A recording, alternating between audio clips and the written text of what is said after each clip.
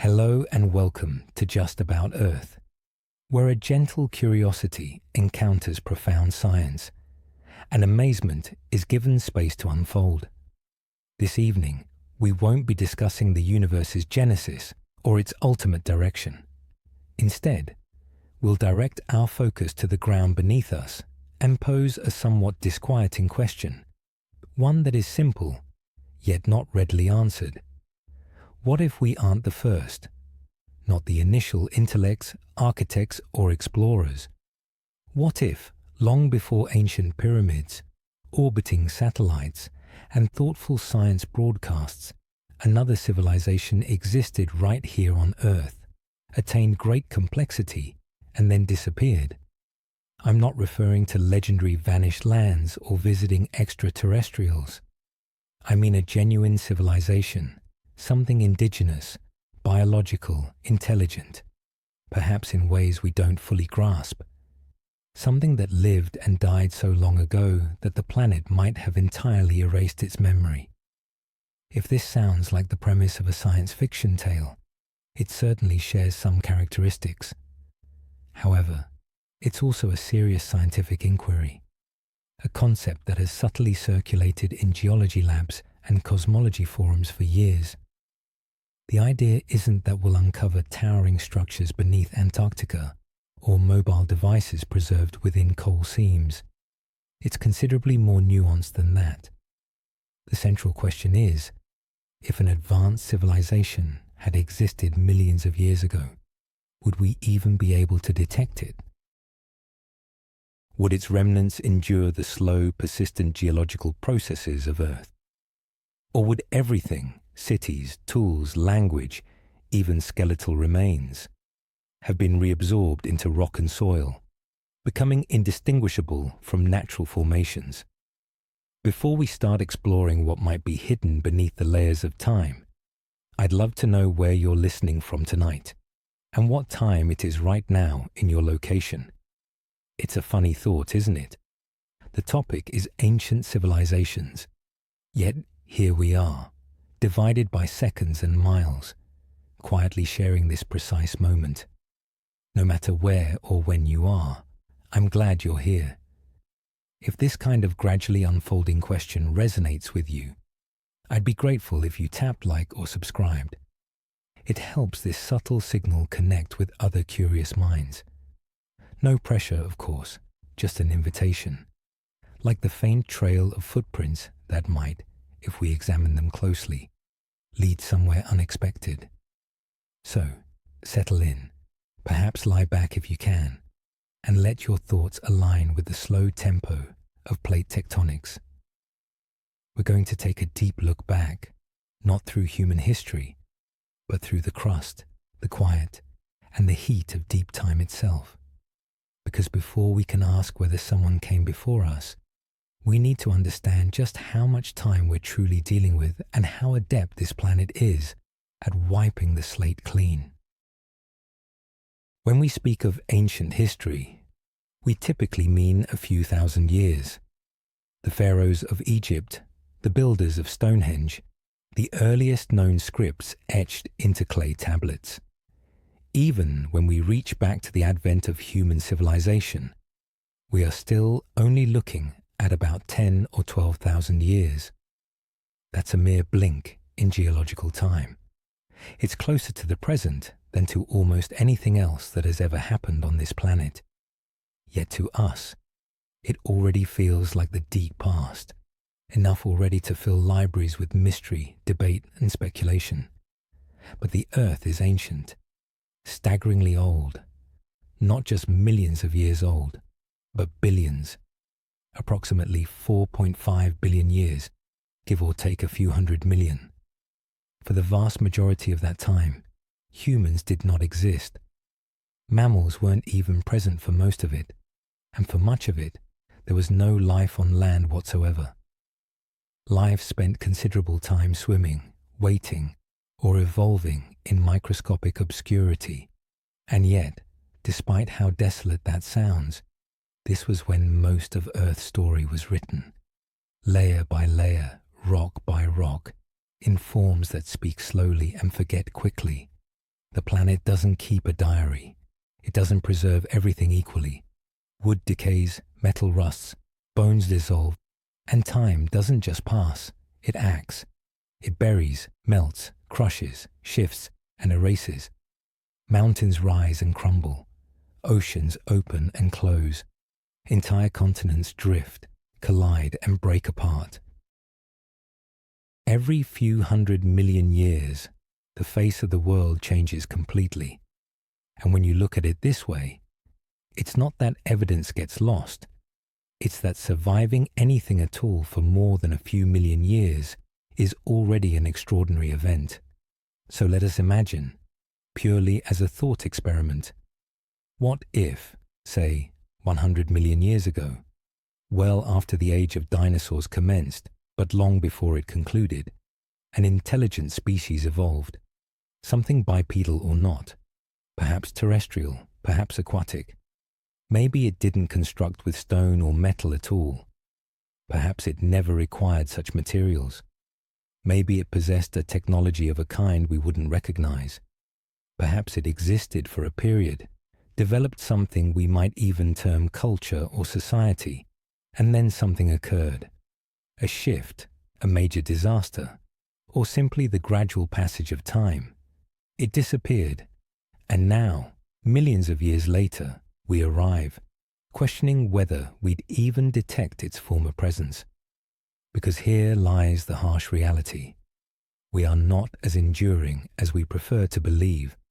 Our skyscrapers, our road networks, our libraries, and our satellites, none are designed to persist through geological ages. Leave a modern city unattended for a few centuries, and nature reclaims it.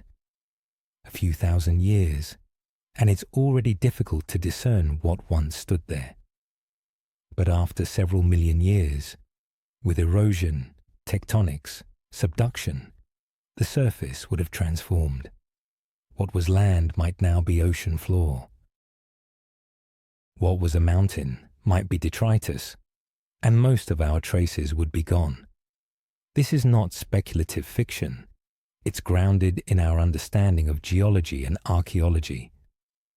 Evidence of even recent prehistoric human activity is extraordinarily scarce, not because humans were inactive, but because Earth is an efficient recycler. Consider the fossil record. It's fragmentary at best. Not because life wasn't abundant, but because the conditions for fossilization are highly specific.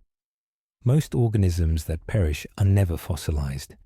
They decompose, they are consumed, they dissolve. To become a fossil, rapid burial, mineral replacement, and protection from erosion are essential. And then, one needs the extraordinary luck for that rock to survive, be exposed, and ultimately be discovered. Multiply that challenge by tens of millions of years, and you begin to grasp the enormity of the problem. And it's not just skeletal remains. Buildings, artifacts, tools, even those fashioned from metal, do not last indefinitely. Most metals corrode. Most plastics degrade, particularly when exposed to sunlight or buried. Even concrete, if left unsheltered, eventually crumbles. So if a civilization had existed in the distant past, especially one that didn't leave behind extensive stone constructions, we might remain entirely unaware. You might be asking, has anyone ever genuinely contemplated this? The answer is affirmative. In 2018, two scientists, Gavin Schmidt and Adam Frank, released a paper investigating precisely this concept. They weren't asserting the actual existence of such a civilization, but rather probing how one might even detect it if it had. They termed it the Silurian hypothesis, named somewhat humorously after a fictional species of intelligent reptiles from a British science fiction series. Their fundamental question was more about methodology. What types of evidence would an industrial civilization imprint upon the geological record after millions of years? And could such indicators already exist? Perhaps misidentified as something else.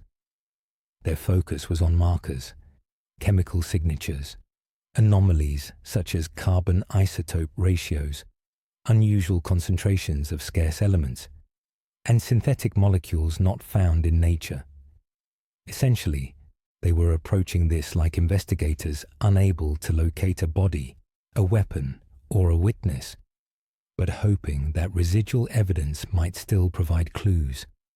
In doing so, they brought forth a disquieting prospect. Perhaps the lack of evidence doesn't equate to evidence of absence.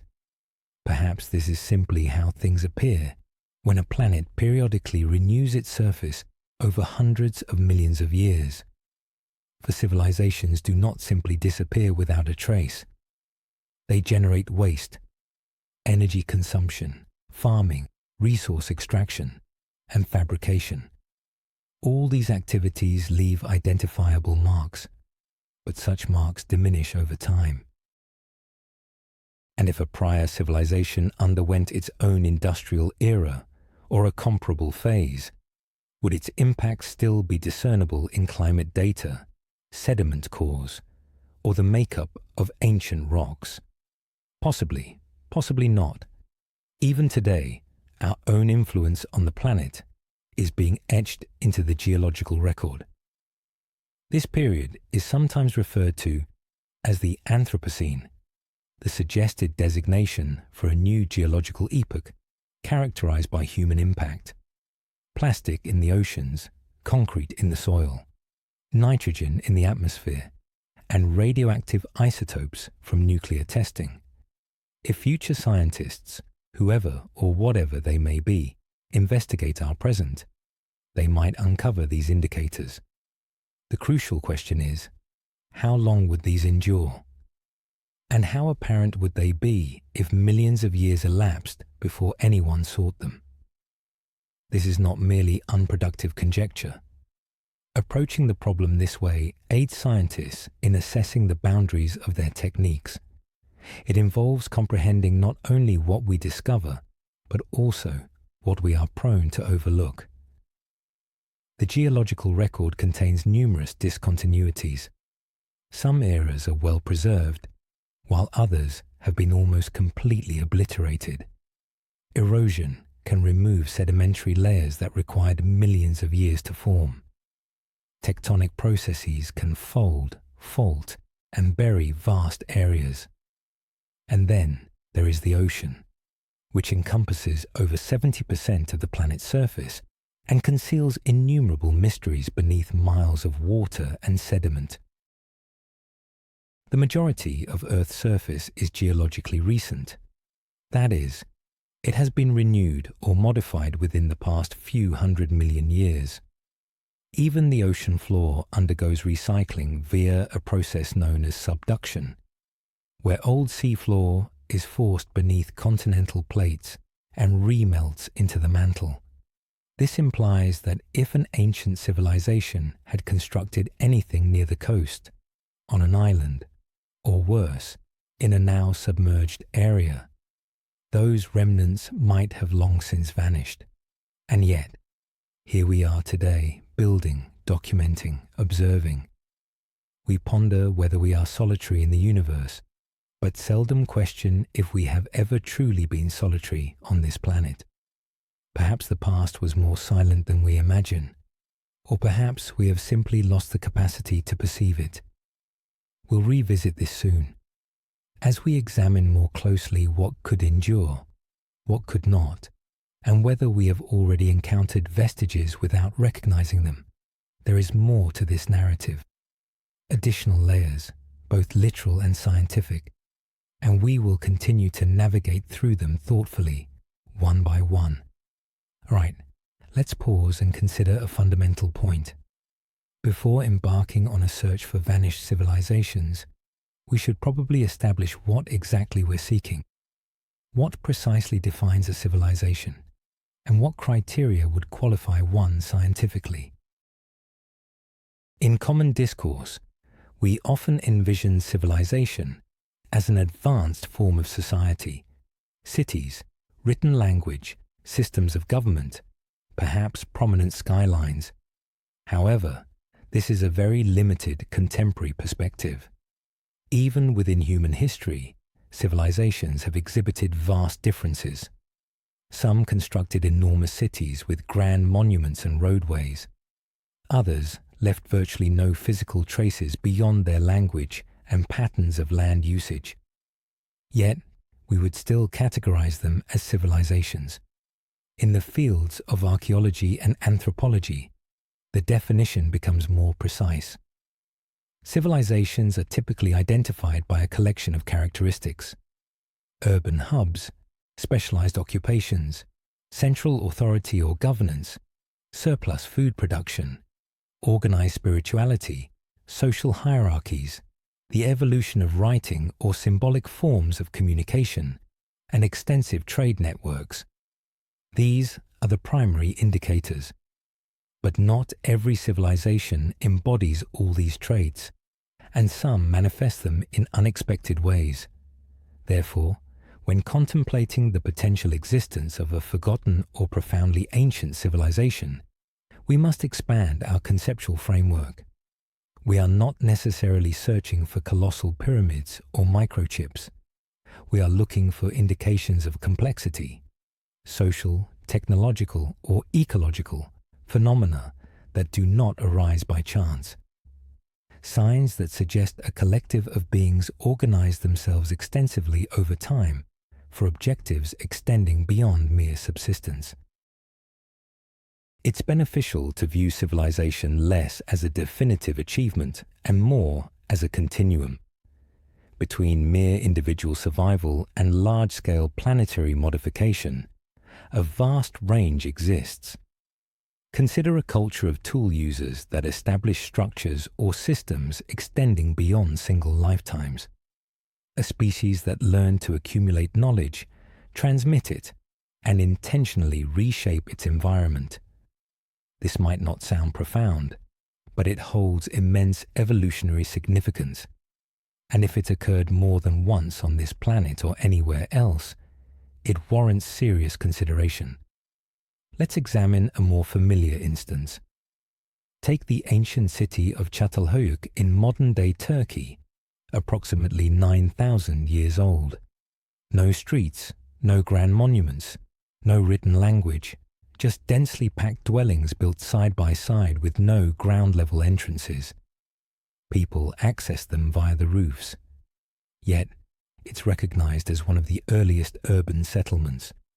Because what truly matters isn't the physical outline, but the underlying pattern: coordinated construction, prolonged habitation, shared rituals, food cultivation, burial practices, and customs. Even without monumental architecture, it signifies collective behavior across generations. Journey further back, and the clues become even more subtle. The earliest evidence of symbolic thought in humans derives from tools, pigments, and carvings, items that suggest planning, memory, and perhaps even belief. Not technology in the contemporary sense, but still technological within its historical context, evidence of minds engaging in abstract processes. Now, imagine a civilization that existed not 10,000 years ago, but 10 million or 100 million. What might we anticipate finding? Much depends on their nature. If they built with organic materials, wood, plant fibers, animal products, such materials would not endure. If they interred their deceased with rituals but without durable artifacts, we might discover bones but miss their cultural significance.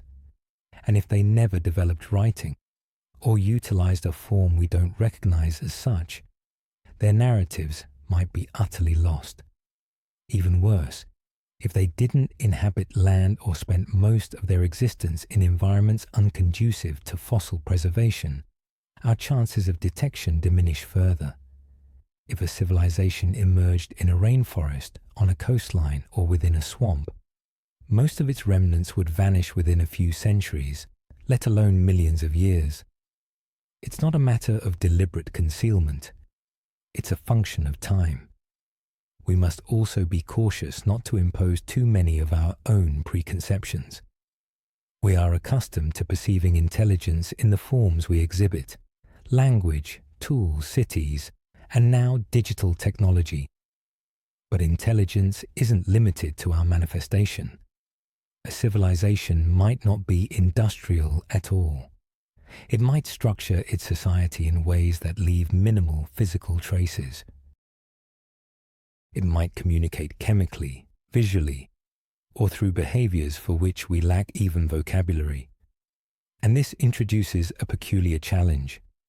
Would we even recognize it as a civilization? Consider a termite mound. To us, it's merely a nest, a large pile of earth. But from an engineering standpoint, it's remarkable. Internal climate control, air circulation, resource storage. Termites build collaboratively. They cultivate fungi. Their colony operates as a single entity. If we didn't comprehend what we were observing, we might mistake it for a natural formation, scale that up by 1,000-fold, or bury it for millions of years, and even that subtle trace could disappear. So, when contemplating lost civilizations, we must adopt the perspectives of both archaeologists and biologists. We aren't solely searching for ruins. We are looking for patterns, anomalies, disruptions, unusual concentrations of minerals, and changes in sediment that deviate from known natural processes. Strange isotope ratios, things that might suggest an unusual activity by someone or something. There's also the aspect of duration. How long would a civilization need to exist to leave a discernible mark? Not very long, geologically speaking. Humans have transformed the entire planet in just a few hundred years of industrial activity. In terms of sediment, that's barely a visible layer, but the chemical impact is quantifiable. Greenhouse gases, synthetic compounds, nuclear isotopes. Even if we vanished tomorrow, some of those alterations would remain detectable for tens of thousands, perhaps millions of years. So, perhaps the more pertinent question isn't whether a previous civilization existed, but whether we are even posing the correct questions for its detection. We search for signs that are meaningful to us: fossils, ruins, tools. But what if the indicators are stranger, smaller, or located in places we haven't considered exploring? We'll continue this discussion, because to fully answer this question, we must examine how Earth behaves over vast timescales, not merely centuries or millennia, but entire geological epochs. And that necessitates understanding the forces of erasure, what endures, what fades, and the reasons why. If you want to hide something permanently, you don't need to enter it deeply or incinerate it. You simply need to leave it exposed on the Earth's surface and wait, not for days or decades, but for enough time for geology to perform its work. Because the Earth is not static. It breathes, it moves, it consumes, and nearly everything constructed upon it eventually vanishes. We don't notice this significantly in our daily lives. We tend to perceive landscapes as immutable. Mountains seem eternal. Rivers always appear to occupy the same channels. Cities feel as though they have always stood where they are. But geologists observe something different. They perceive movement in what appears solid. Over sufficient time, even the hardest rock flows, flexes, or fractures. Even the loftiest peaks erode. The Earth's surface is continually being reshaped, and this means anything resting on that surface is inherently temporary. Start with weathering. Rain, wind, frost, heat, all gradually chip away at anything exposed. Cliffs erode particle by particle. Roots penetrate concrete. Metals oxidize. Organic matter decomposes. It doesn't take long for buildings to become ruins, and then for ruins to become barely distinguishable mounds of debris. And if those remnants aren't preserved under specific conditions, rapid burial, arid climate, deep freeze, they are as good as gone in geological terms. Then there's sedimentation. Soil, sand, dust, ash, all accumulate over time, layer by layer, burying whatever lies beneath. Sometimes this aids in preserving artifacts or fossils, but it can also compress and distort them. Layers compact into rock. Organic materials are broken down or replaced by minerals. And after a few million years, that buried city or skeleton might be a faint impression in a piece of limestone, if it exists at all. Tectonic activity is another crucial factor. Earth's outer crust isn't a single solid surface. It's a mosaic of plates floating on a slow-moving sea of molten rock. These plates collide, separate, and slide past one another. When they do, they generate earthquakes, uplift mountains, create new seafloors, and drag old ones back into the mantle. This latter process, subduction, is particularly significant. It means that entire sections of the ocean floor are progressively pulled beneath continental plates and reabsorbed. Whatever was on them, sediment, fossils, cities, melts and becomes part of Earth's interior, not merely buried, but utterly erased. The average age of the ocean floor is only about 200 million years, which sounds ancient until one recalls that Earth is over 4.5 billion years old.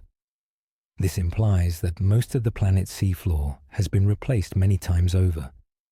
If an ancient civilization had lived near the coast or on islands, or worse, in a now submerged region, there's a genuine possibility their traces would now reside at the bottom of a tectonic plate, slowly transforming into magma. Continental surfaces persist longer, but even they do not maintain a flawless record. Erosion wears them down. Glaciers scour them clean. Volcanic eruptions coat them in ash and lava. Forests emerge and recede. Deserts shift. Rivers alter their courses. Even massive impact craters can fade over time. What appears permanent from our human perspective is often just the current state of something in constant flux. The Grand Canyon is frequently cited as a magnificent geological archive. Layers of sedimentary rock stacked like the pages of a book. But that book has missing chapters. There are gaps where layers were never deposited or were subsequently removed by erosion. These gaps are termed unconformities, serving as a reminder that the geological record is incomplete. It's a patchwork assembled from what managed to survive, and survival is rare. The fossil record, which we utilize to comprehend ancient life, is incredibly incomplete. Most organisms do not fossilize. Even those that do are only discovered when erosion or excavation brings them to light. It's not that fossils are commonplace and we simply haven't searched everywhere. It's that fossils are extraordinarily rare, and most are lost forever. If that holds true for bones, literal fragments of living organisms, it is even more applicable to cultural artifacts, tools, buildings, inscriptions, technology.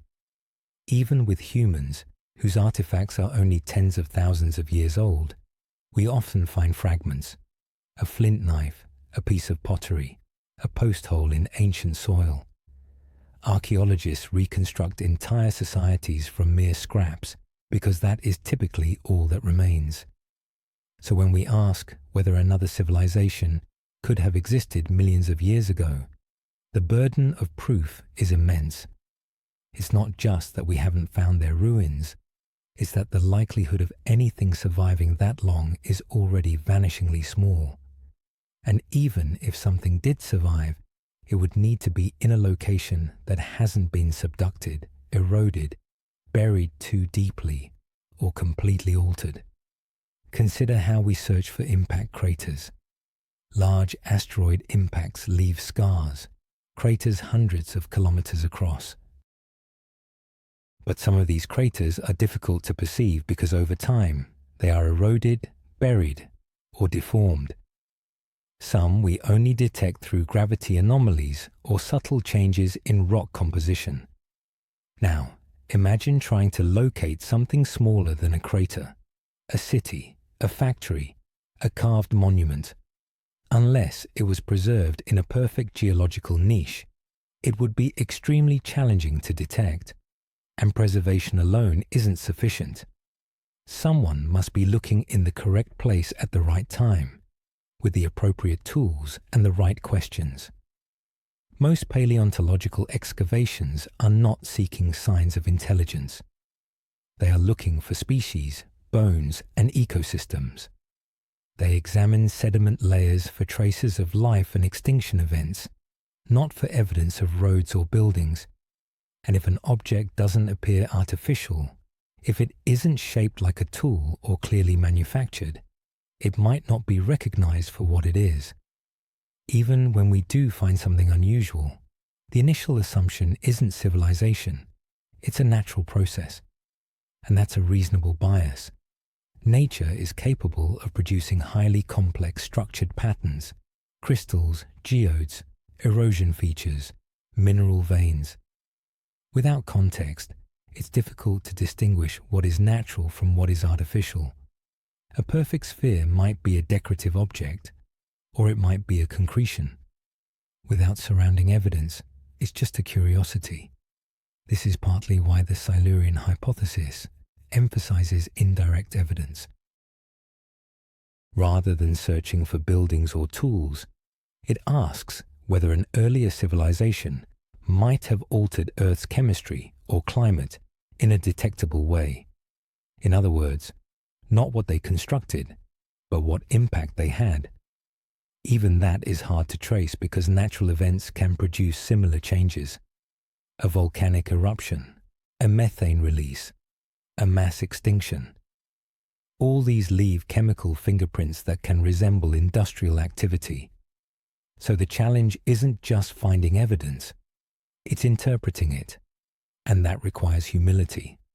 Not because the idea is probable, but because completely dismissing it demands more certainty than the planet typically permits.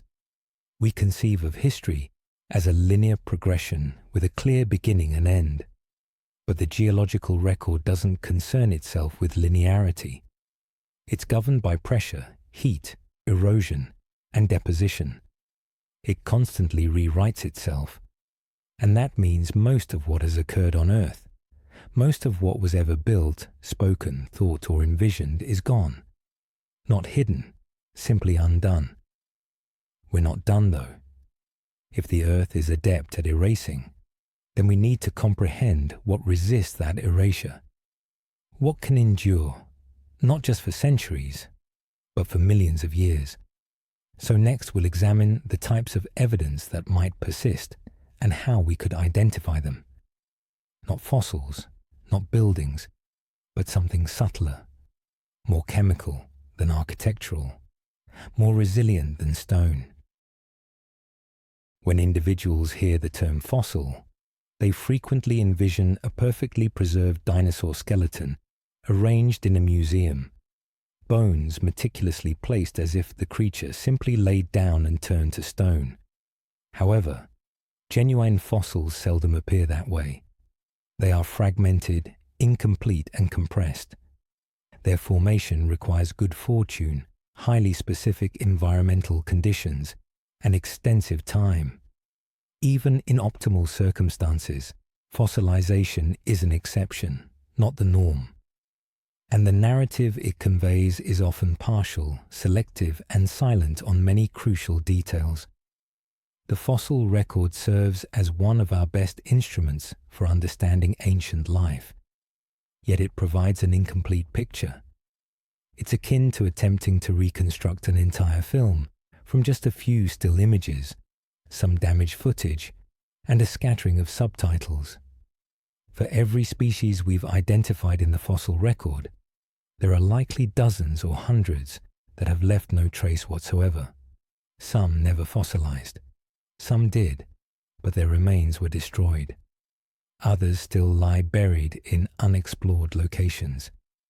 Thus, when we discuss ancient civilizations, particularly hypothetical ones, it's vital to remember that we are already working with a record full of blind spots. Fossilization is contingent upon a combination of factors: how and where an organism perishes, the type of sediment it's interred within, the rate of that sediment's accumulation, whether scavengers access the body, the geological stability of the site, and whether subsequent erosion or tectonic activity exposes the fossil without annihilating it. These are numerous conditions. The odds are inherently against preservation from the outset, and for most of Earth's history, environments where life thrived, coasts, floodplains, forests, were not conducive to fossilization. They were too dynamic, too moist, too exposed. Now, imagine attempting to preserve not just bones, but artifacts, tools, structures, and infrastructure. Items that lack the inherent durability of bone or shell. The probabilities decrease even further. Even stone tools, which are relatively robust, can be challenging to date and identify if found out of context. A chipped stone might be an implement, or it might simply be a chipped stone. Without patterns of usage or associated artifacts, it's difficult to determine, and most technological materials do not survive as bones do. Metal corrodes, fabric decomposes, and plastic degrades unless encapsulated in an oxygen-free environment.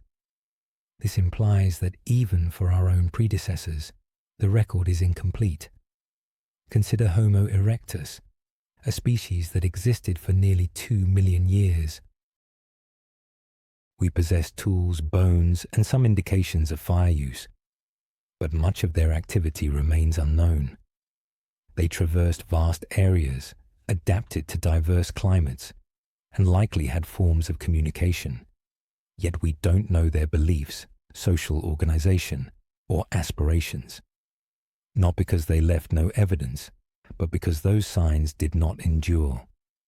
When we investigate the fossil record, we are examining the survivors, the fortunate few whose remains happen to settle in the opportune location, beneath the correct sediment, shielded from excessive pressure or heat.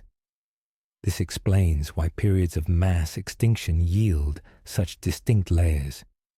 There is often a sudden widespread death, a rapid burial of abundant material, and less time for decomposition to erase the evidence. The strata, where we discover the most fossils, are frequently moments of crisis, not periods of civilization. Therefore, if we were searching for evidence of a past intelligent species, we might only find them if they resided near one of these rare fossil-friendly zones and were subsequently caught in a preservation-conducive catastrophe. It's a narrow window, and that's assuming they left physical bodies at all. Intelligent life, especially if it developed advanced technology, might have disposed of its dead in ways that do not facilitate fossilization. Cremation, sky burials, sea burials, or decomposition in designated sites. And beyond that, there's a more subtle concern. What if a civilization advanced to the extent that it ceased leaving biological remains entirely? What if it transferred its cognitive processes into artificial systems or evolved into something less corporeal, more dispersed, less organic? We can't confirm if this is possible. But if it were, the fossil record would not merely be silent, it would be irrelevant. Even now, most of the material involved in our daily lives is synthetic, inorganic, or so highly processed that it would not register as natural to someone studying our remnants. Millions of years hence, a future geologist might uncover layers of unusual polymers, rare earth elements, and metal alloys, and fail to recognize them as remnants of a civilization, particularly if the context is absent. Imagine discovering a thin stratum of titanium dust in a 100-million-year-old sediment core. It might provoke questions, or it might be dismissed as an anomaly. Interpretation is as crucial as observation, and that introduces a point often overlooked in discussions of the fossil record: bias, not just in what is preserved, but in how we interpret it. We perceive what we anticipate seeing. And the notion that a civilization might have emerged and faded millions of years ago does not comfortably align with most scientific frameworks. So unless the evidence is overwhelming, it is likely to be categorized as natural variation or an unexplained peculiarity. Not due to neglect, but because this is how scientific inquiry operates. It favors the simplest explanation that aligns with the evidence. And civilizations, especially ancient vanished ones, are not simple explanations. This is why the fossil record does not reveal everything to us. It tells us what the planet permitted to be preserved. It tells us what we happen to uncover. It tells us what we are capable of and willing to interpret. But it does not tell us the complete narrative of life on Earth. And it certainly doesn't tell us everything about intelligence. Nevertheless, we possess other investigative tools, not merely bones and artifacts, but signals, indications in the soil, in the atmosphere, in the chemical composition of rocks, traces left not by physical forms, but by ongoing processes. And that is where we will proceed next, into the types of evidence that do not depend on fossilization, that are not about skeletal remains at all, but about what occurs when something begins to. Imagine intelligence leaving its mark not through implements or urban centers, but through alterations in chemistry. In 2018, scientists Gavin Schmidt and Adam Frank presented a question that was both deeply imaginative and empirically sound. They inquired, would we be able to identify an industrial civilization in the geological record if one had existed millions of years prior to humanity? They weren't asserting such a civilization existed, but rather investigating how science might even begin to search for one. In doing so, they named this inquiry the Quran hypothesis. The name references a British science fiction series featuring intelligent reptiles, the Qurans, who governed Earth before humans. However, the hypothesis itself extends beyond science fiction. It explores the boundaries of geology and paleoclimatology. It probes whether our civilization's planetary impact is unique, or if it could mirror something far older, concealed within Earth's strata. The fundamental idea is straightforward. If an industrial civilization comparable to ours developed, say, 50 or 100 million years ago, and then vanished, what traces would it leave? And would these vestiges endure the erosion, burial, and tectonic shifts that occur over such immense periods? The scientists commence with existing knowledge. Our own civilization imprints geological fingerprints. We are altering atmospheric composition, modifying ocean chemistry, and depositing artificial substances like plastics, pesticides, and industrial byproducts into soils and sediments. These are persistent global shifts currently being recorded in Earth's layers. So the crucial question becomes, which types of changes are the most resilient? And would they appear different if generated by an ancient civilization versus by us? The study categorizes potential evidence into several main areas. One concerns geochemical anomalies, changes in the proportions of stable isotopes such as carbon, oxygen, and nitrogen. For instance, burning fossil fuels shifts the balance of carbon isotopes in the atmosphere, a change preserved in sediment layers and ice cores. A similar occurrence in the distant past could indicate an industrial process, even if the civilization itself is long gone. Another category involves synthetic materials. Our contemporary world generates plastics and chemicals not found naturally. Many of these compounds degrade slowly and could, theoretically, persist for millions of years in some form. Minute plastic particles, known as microplastics, are already appearing in sediments, oceans, and even the atmosphere. Discovering ancient layers containing similar non-natural polymers would necessitate considering their origin. There is also the matter of fossil fuel consumption. Industrial civilizations demand energy. If a previous one burned carbon-based fuels, this would release not only CO2, but also leave behind coal ash, fly ash, and other distinct byproducts. These could accumulate in layers and potentially be detectable, much like volcanic ash layers from ancient eruptions. Furthermore, mass extinctions are relevant. Human activities have already accelerated extinction rates across numerous species. This biological signature, a sharp decline in biodiversity, particularly of large animals, can leave a discernible mark in the fossil record. If a similar event transpired in the past without an obvious natural cause, such as an asteroid or volcanic eruption, it might suggest an industrial agent.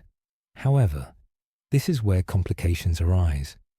Many of these same indicators could also result from natural processes.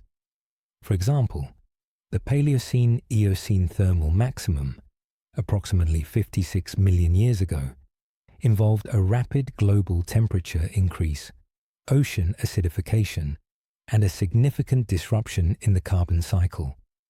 It left behind some of the same geochemical fingerprints we are now producing.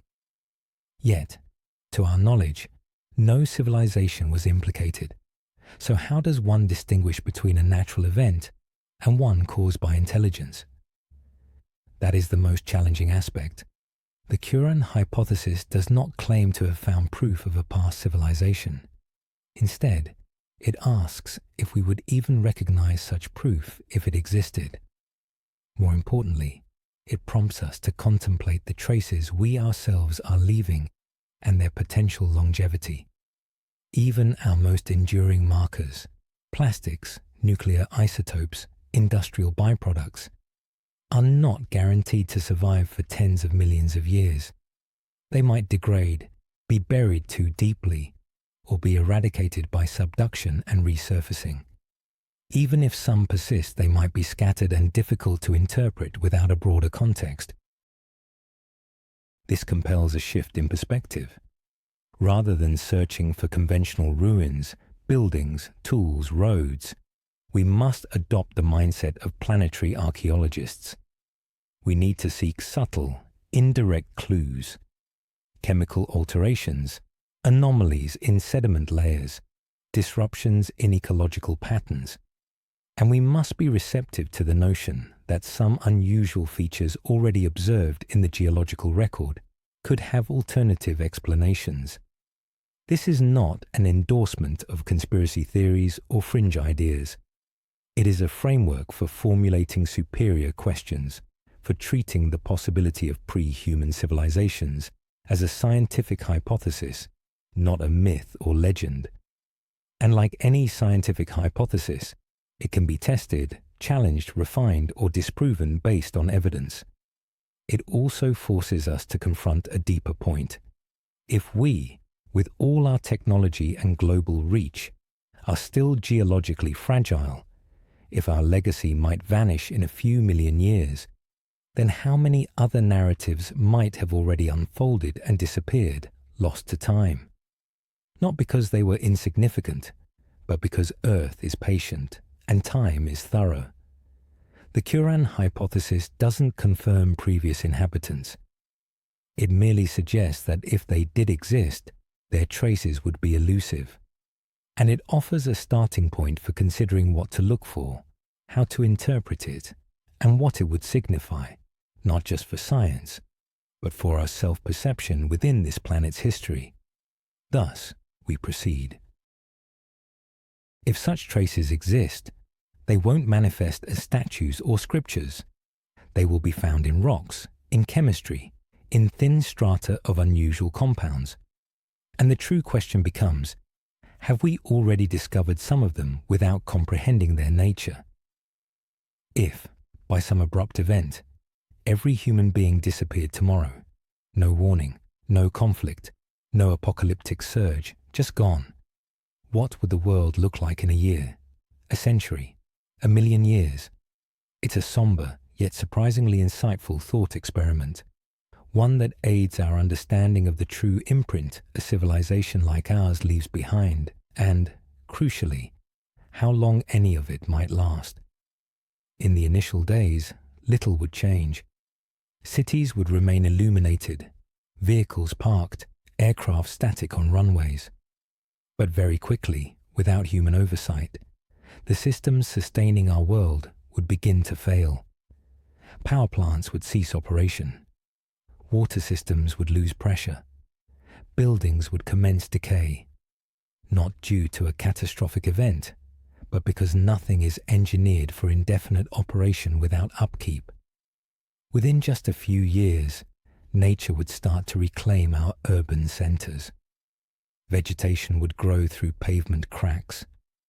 Roots would dislodge sidewalks. Wind-blown seeds would take root in abandoned gardens and rooftops.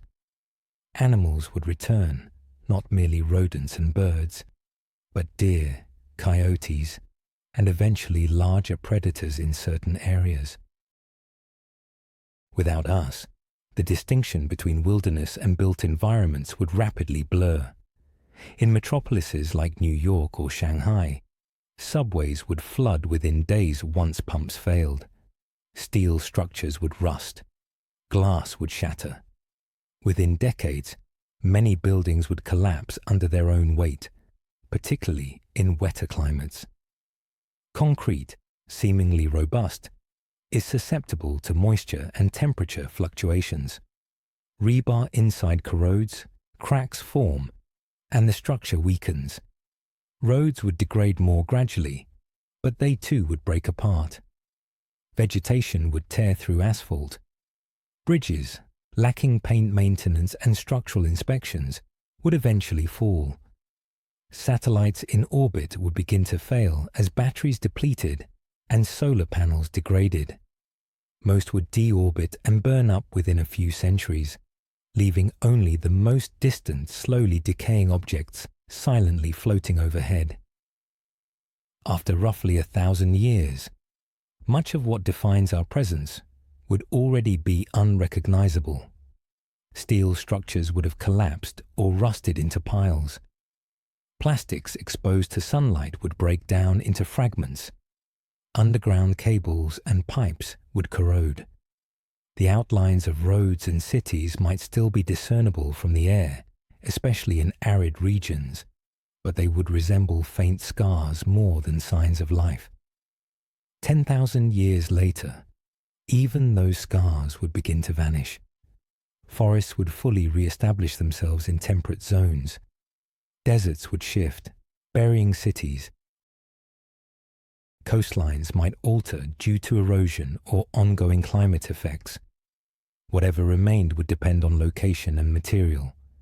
Stone carvings, like Mount Rushmore or the pyramids, might endure longer. But most modern infrastructure would not. Go further, 100,000 years, and almost every surface structure would be gone. Only the deepest foundations, the most stable landfills, and specific geological modifications, mines, quarries, altered sediment layers, might still be detectable. But even these would be weathered, filled in, or buried. And any meaning they once held would be long forgotten, unless decipherable patterns or chemical residues persisted. So then, ask. After 1,000,000 years, what would survive? The answer is very little. Perhaps a few artifacts in stable, dry environments, sealed caves, deep underground storage, or polar ice. Possibly some synthetic molecules that resist degradation. Perhaps layers in lake beds or ocean sediment, showing spikes in carbon, nitrogen, plastic residues, or rare earth metals. These would be the true fossils of civilization, not buildings, but chemical echoes. If we vanished tomorrow, the planet would begin erasing us almost immediately, not with malice, but mechanically. Erosion, biological decay, plate tectonics, all the usual geological processes would continue unimpeded, and in time, the notion that we had ever existed would become increasingly difficult to prove. This is not merely philosophical. It is central to the question of lost civilizations, because if our civilization, with its global reach and technological intensity, could be so thoroughly erased, then how could we expect the traces of any earlier civilization to have fared better? It also provides a benchmark. If anything about us can endure, if anything at all leaves a lasting global signature, then perhaps that is what we should seek when asking if we were the first. Not monuments, not artifacts, but residues, transformations, chemistry. And there is another dimension. Some of our most persistent markers are not things we constructed, but things we altered. The carbon we have released into the atmosphere, the nitrogen we have added to the soil, the isotopes from nuclear testing, the extinction of species, and the redistribution of biomass. These are not structures, they are planetary modifications, and they are harder to reverse. So now, imagine you are a scientist millions of years in the future, examining a core sample of ancient sediment. You observe a thin, unusual layer, elevated carbon levels, a decline in biodiversity, traces of synthetic compounds, perhaps even anomalous isotopes.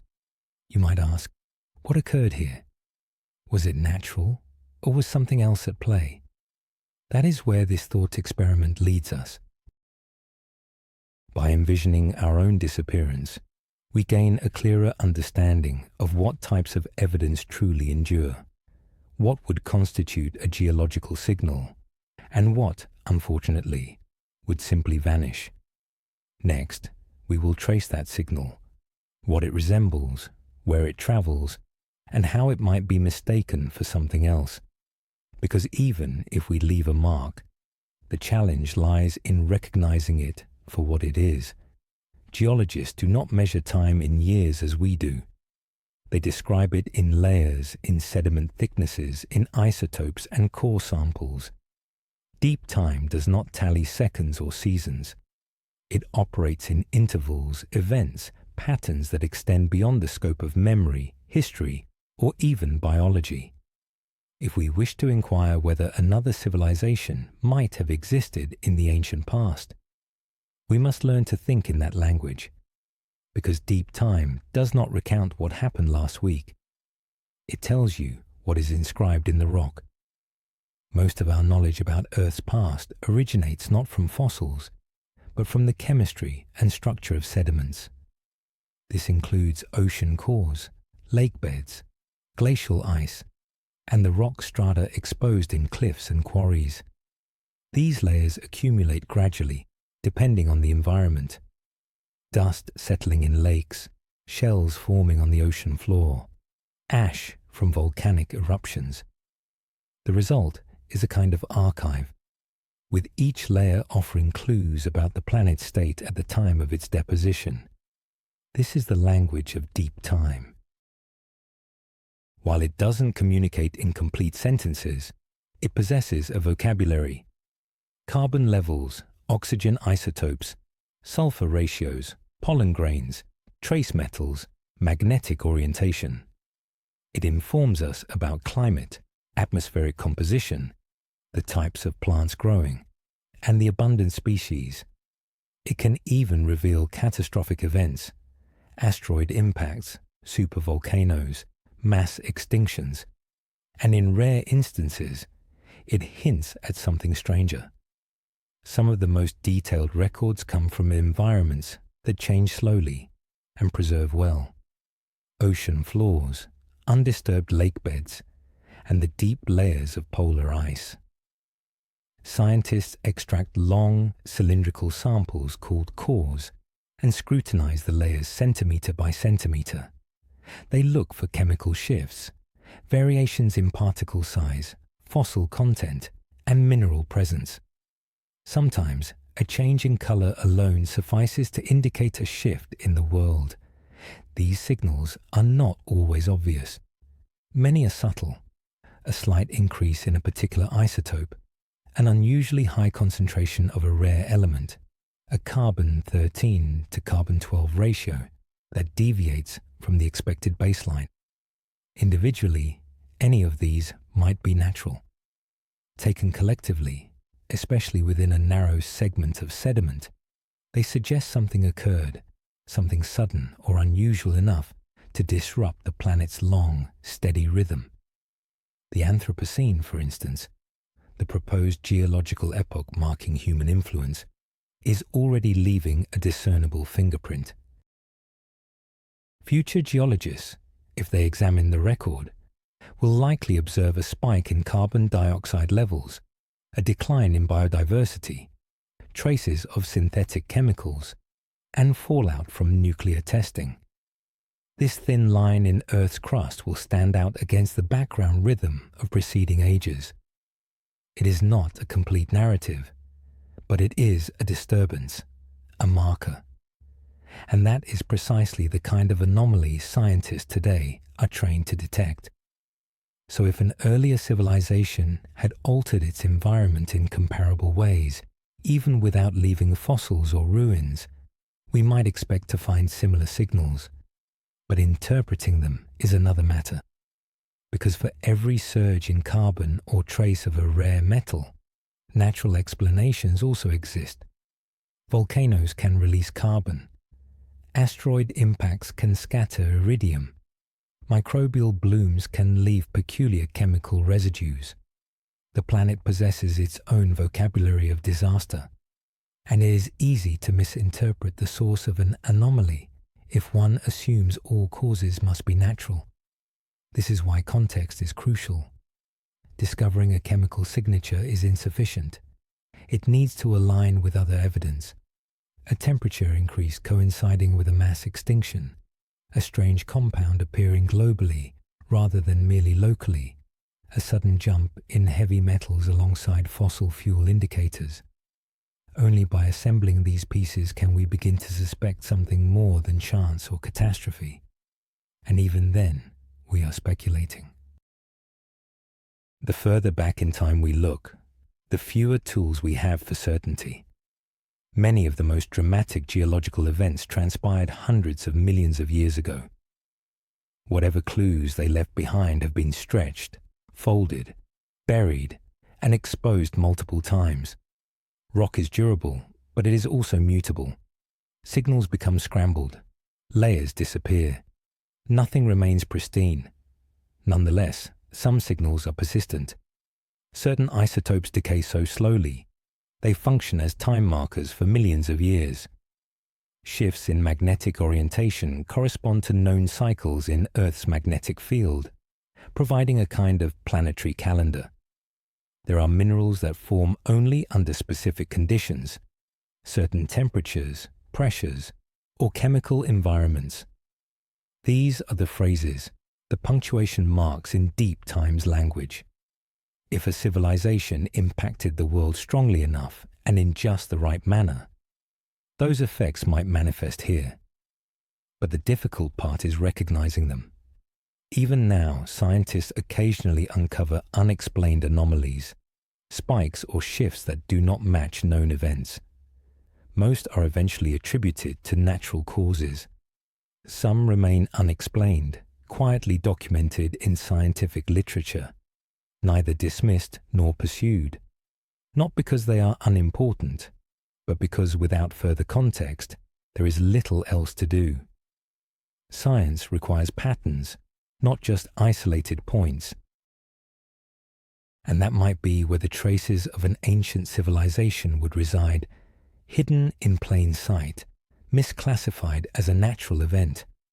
If the signature was brief, faint, or localized, it might not trigger alarms, or it might be ascribed to something like a volcanic eruption, a methane release, or a sudden climate fluctuation caused by orbital changes, all known and frequently occurring phenomena.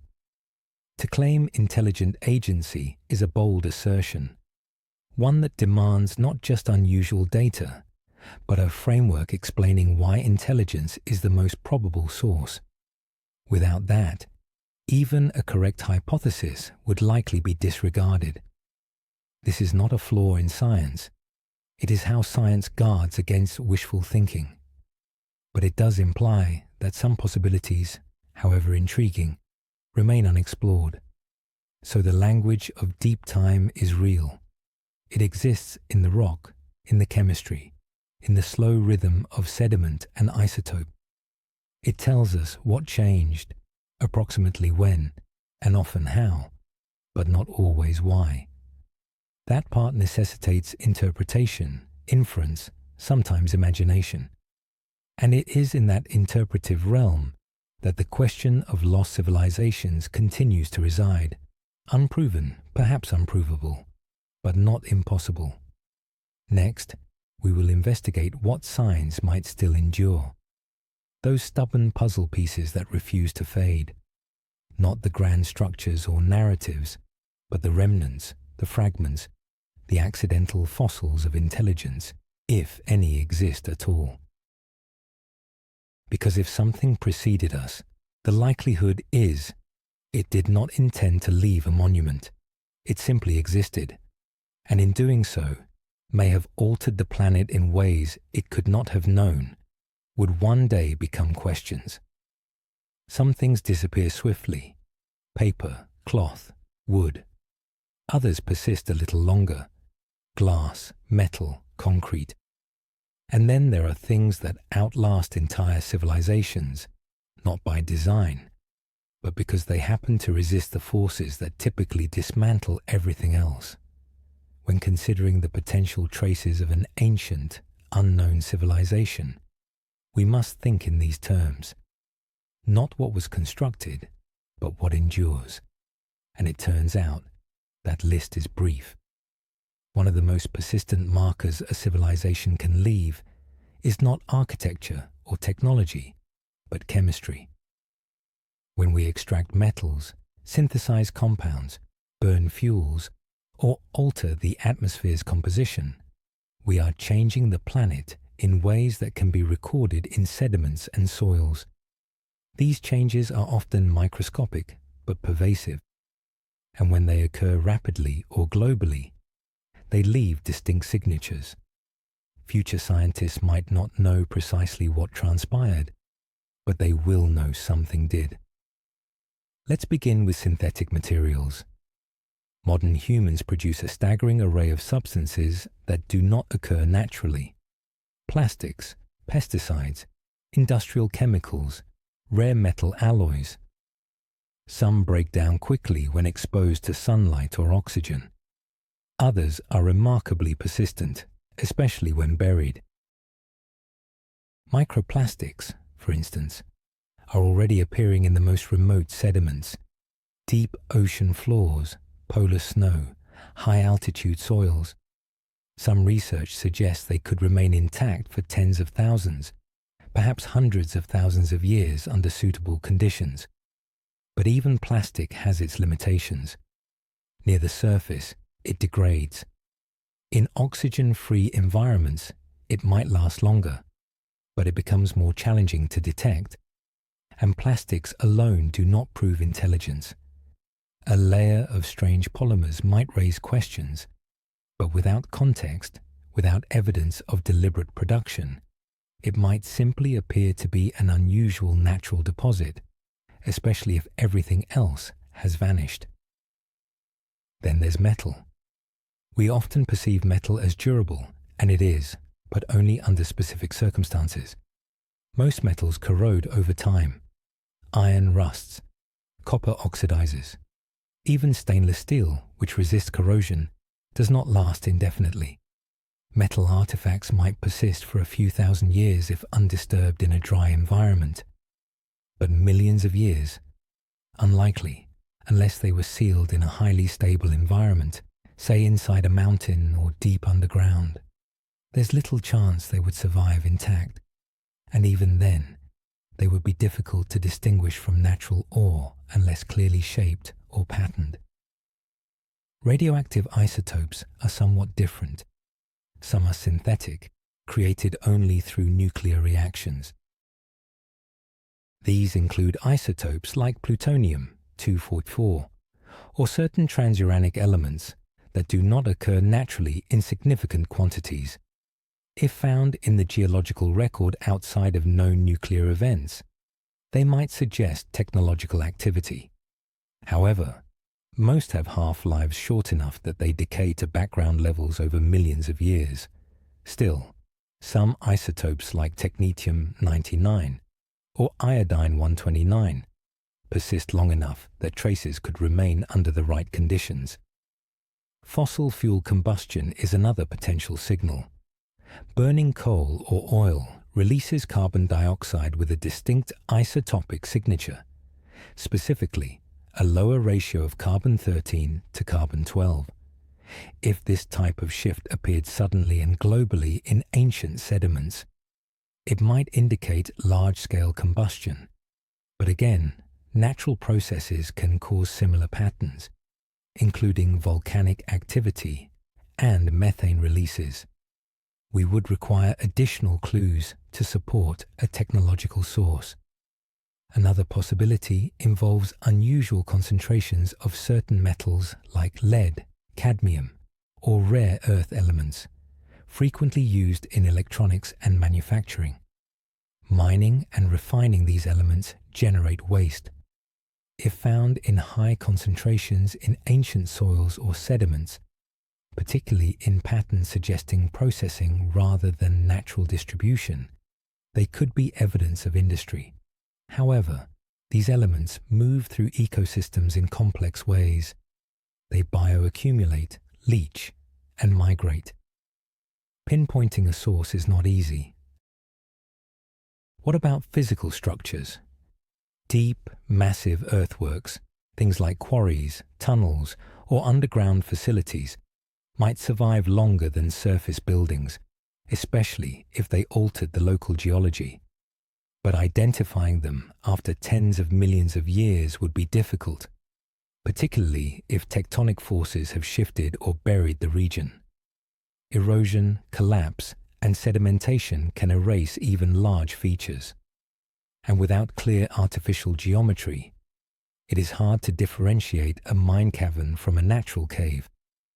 Concrete is surprisingly durable, and some forms can actually strengthen over time due to mineralization. Ancient Roman concrete, for example, has survived for over 2,000 years, often in marine environments. Modern formulations might last longer, but again, exposure matters.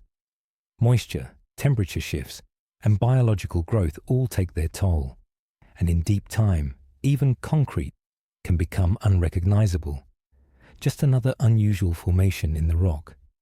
Ceramics and glass are more resilient. They are chemically stable, and shards of ancient pottery are frequently among the most persistent human artifacts. Under the right conditions, ceramic fragments could last for millions of years, especially if buried and not exposed to freeze-thaw cycles. But fragments alone reveal little. They would need to be shaped, patterned, or present in large, improbable concentrations to suggest an artificial origin. Then there are indirect signals, changes to ecosystems, food webs, or soil chemistry. Modern agriculture transforms landscapes. It compacts soil, depletes nutrients, alters erosion patterns. Irrigation changes water chemistry.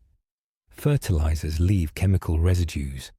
Deforestation and monoculture reduce biodiversity. Even after abandonment, these effects persist, and while nature reclaims the land, the scars might remain in soil profiles for thousands, perhaps tens of thousands of years. Not enough for deep time, but more than most human-made objects. All of this implies that if a past civilization existed, the most durable signs would likely be subtle. Not monuments, but patterns. not artifacts, but anomalies. Something in the sediment that seems out of place, a disruption in the slow rhythm of natural cycles. And those signs would have to be found, identified, and interpreted correctly.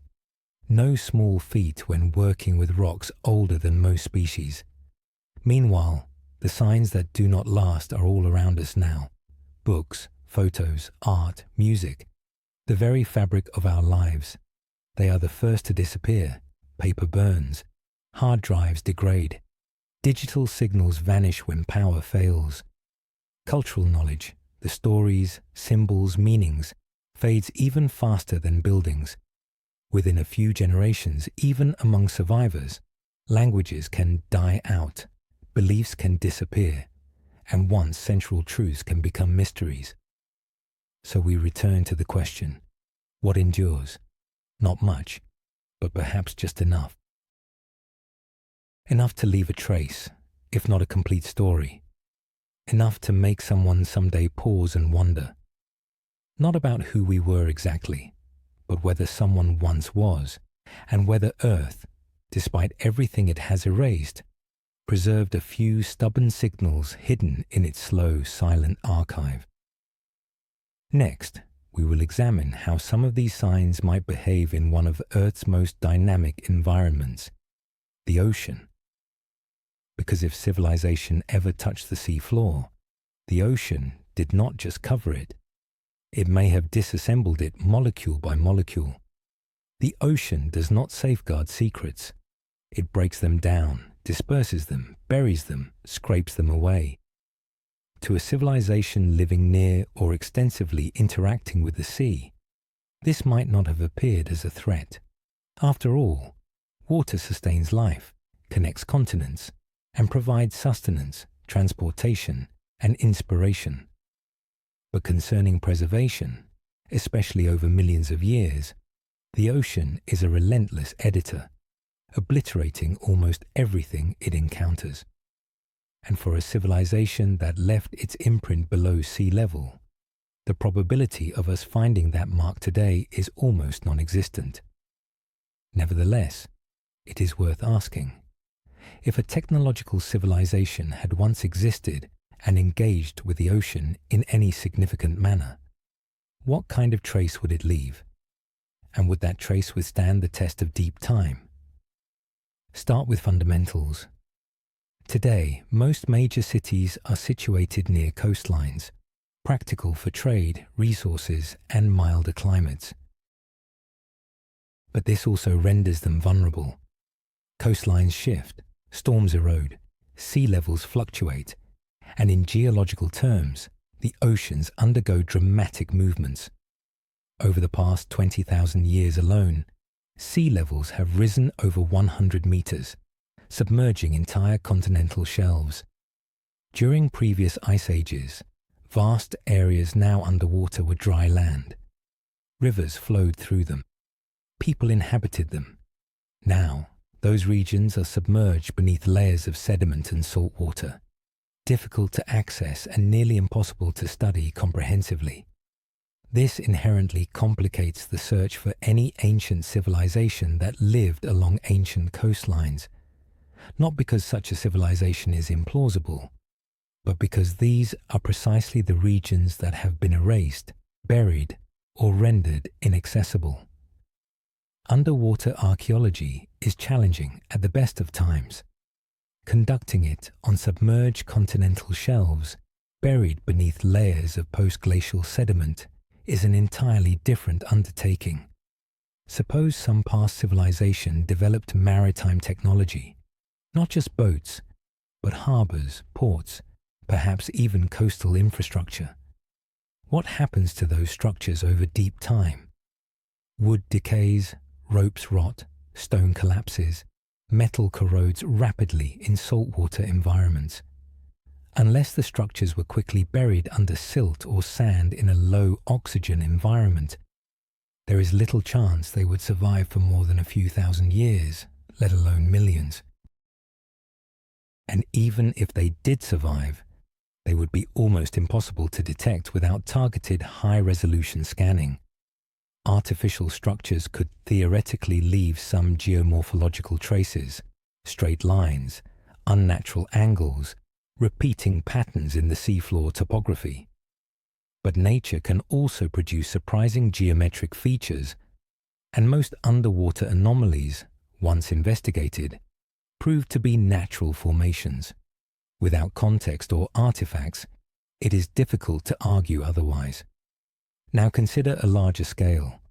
What if the civilization was not just near the ocean, but utilized it intensively, perhaps for waste disposal, mining, or energy generation? Could those activities leave a signal? Modern humans, for example, have already left a clear geochemical footprint in the ocean. There are plastic gyres, massive floating garbage zones. There is mercury and lead contamination in deep-sea fish.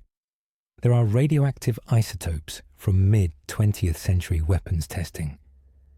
There are traces of industrial fertilizers causing dead zones near coastlines, and microplastics have been discovered at the bottom of ocean trenches, carried there by sinking currents and marine life. Some of these signals might persist for tens of thousands of years, especially those buried in sediment. If an ancient civilization had introduced synthetic compounds or altered marine chemistry on a sufficiently large scale, those changes might be detectable today, but they would be subtle. And even if found, they would have to be differentiated from natural occurrences like hydrothermal vents, volcanic eruptions, and the decay of organic material, each leaving intricate chemical traces. This forms the core of what could be termed the lost technology test. Is it possible for the technological traces of a long-gone civilization to endure in a detectable form today? And if so, would these be identified as artificial, dismissed as an unexplained irregularity, or perhaps completely missed? Take synthetic molecules, for example. Contemporary plastics and industrial chemicals are not naturally occurring and are highly resistant to breakdown. Under specific conditions, some might persist for hundreds of millennia. Submerged in anaerobic seafloor sediment, residual pieces could remain. However, the difficulty lies in their prevalence. A single fragment carries minor significance. A broad, recurring pattern is far more indicative. Such patterns are more challenging to locate than individual objects, necessitating data collection across diverse regions, depths, and historical periods, an endeavor marine science is only now commencing. Next are heavy metals and rare earth elements, integral to electronics and industrial operations. These materials are extracted, refined, and frequently disposed of. Theoretically, exceptionally high concentrations within sediment strata might suggest industrial activity or contamination. Yet, many of these elements are naturally present in volcanic and hydrothermal environments. Differentiating between artificial and natural accumulation is often ambiguous. This would demand specific ratios, surrounding circumstances, and a highly accurate comprehension of the inherent background levels during that era. Even deep-sea mining leaves indistinct evidence.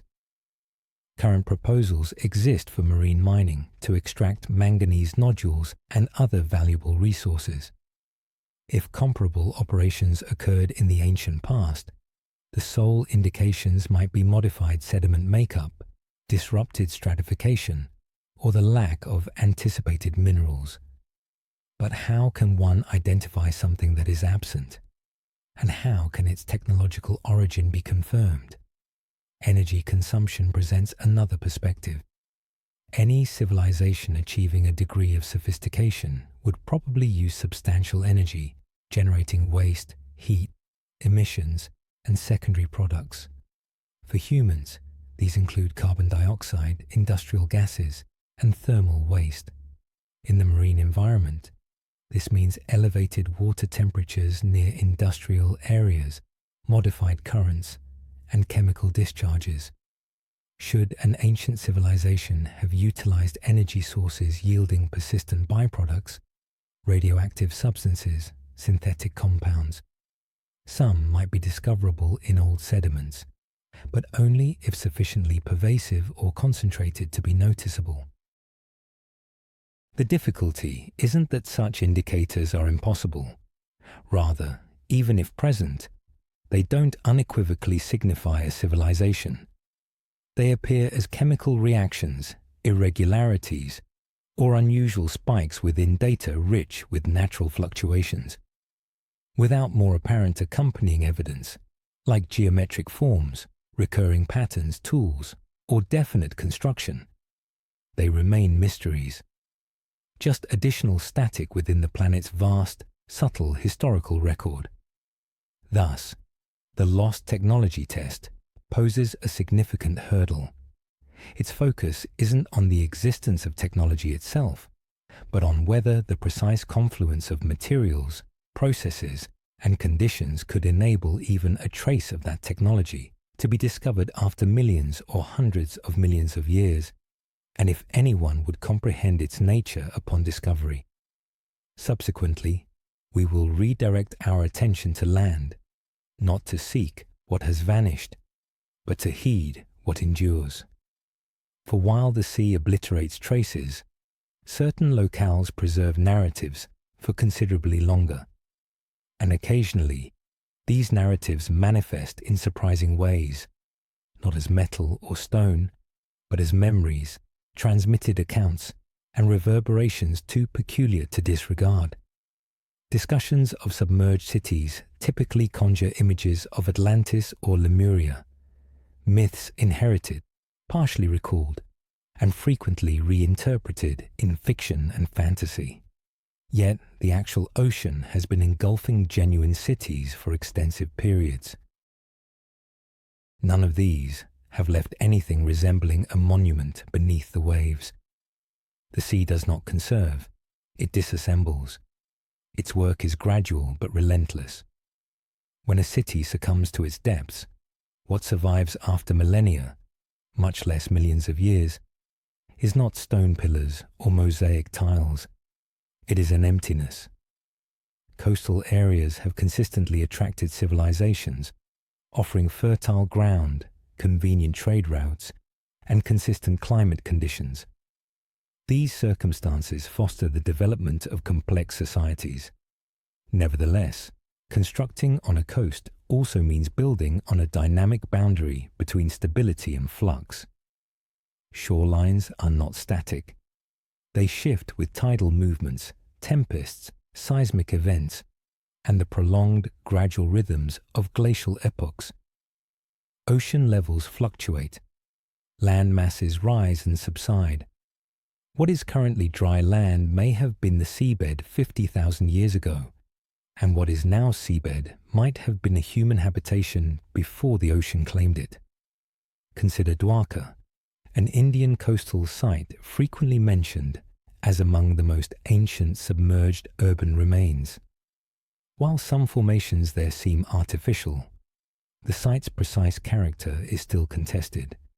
Erosion, organic colonization, and sediment accumulation have modified the original materials.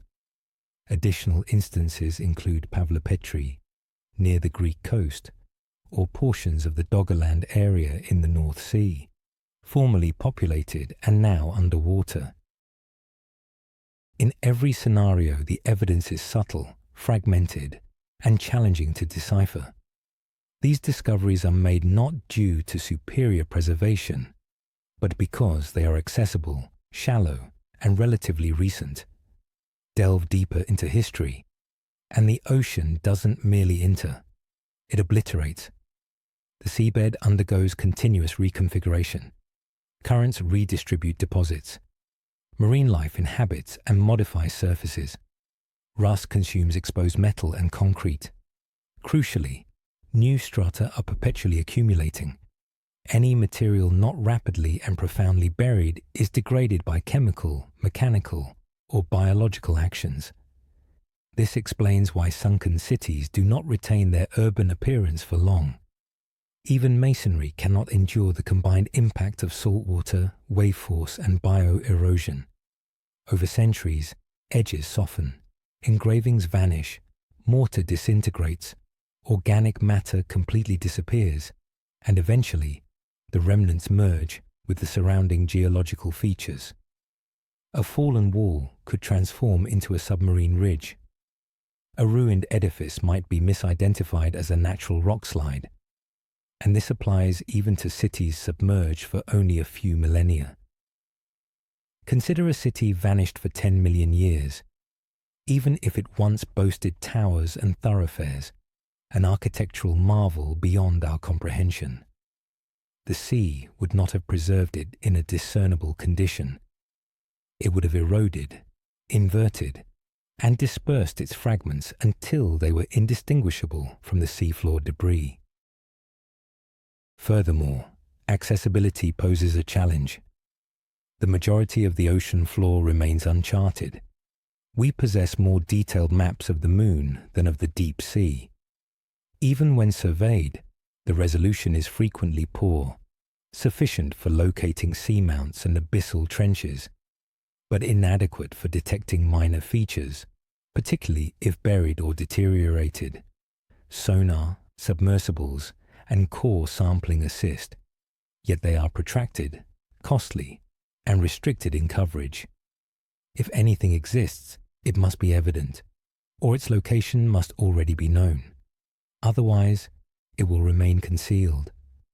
Certain researchers have addressed this issue by analyzing sediment cores from oceanic basins.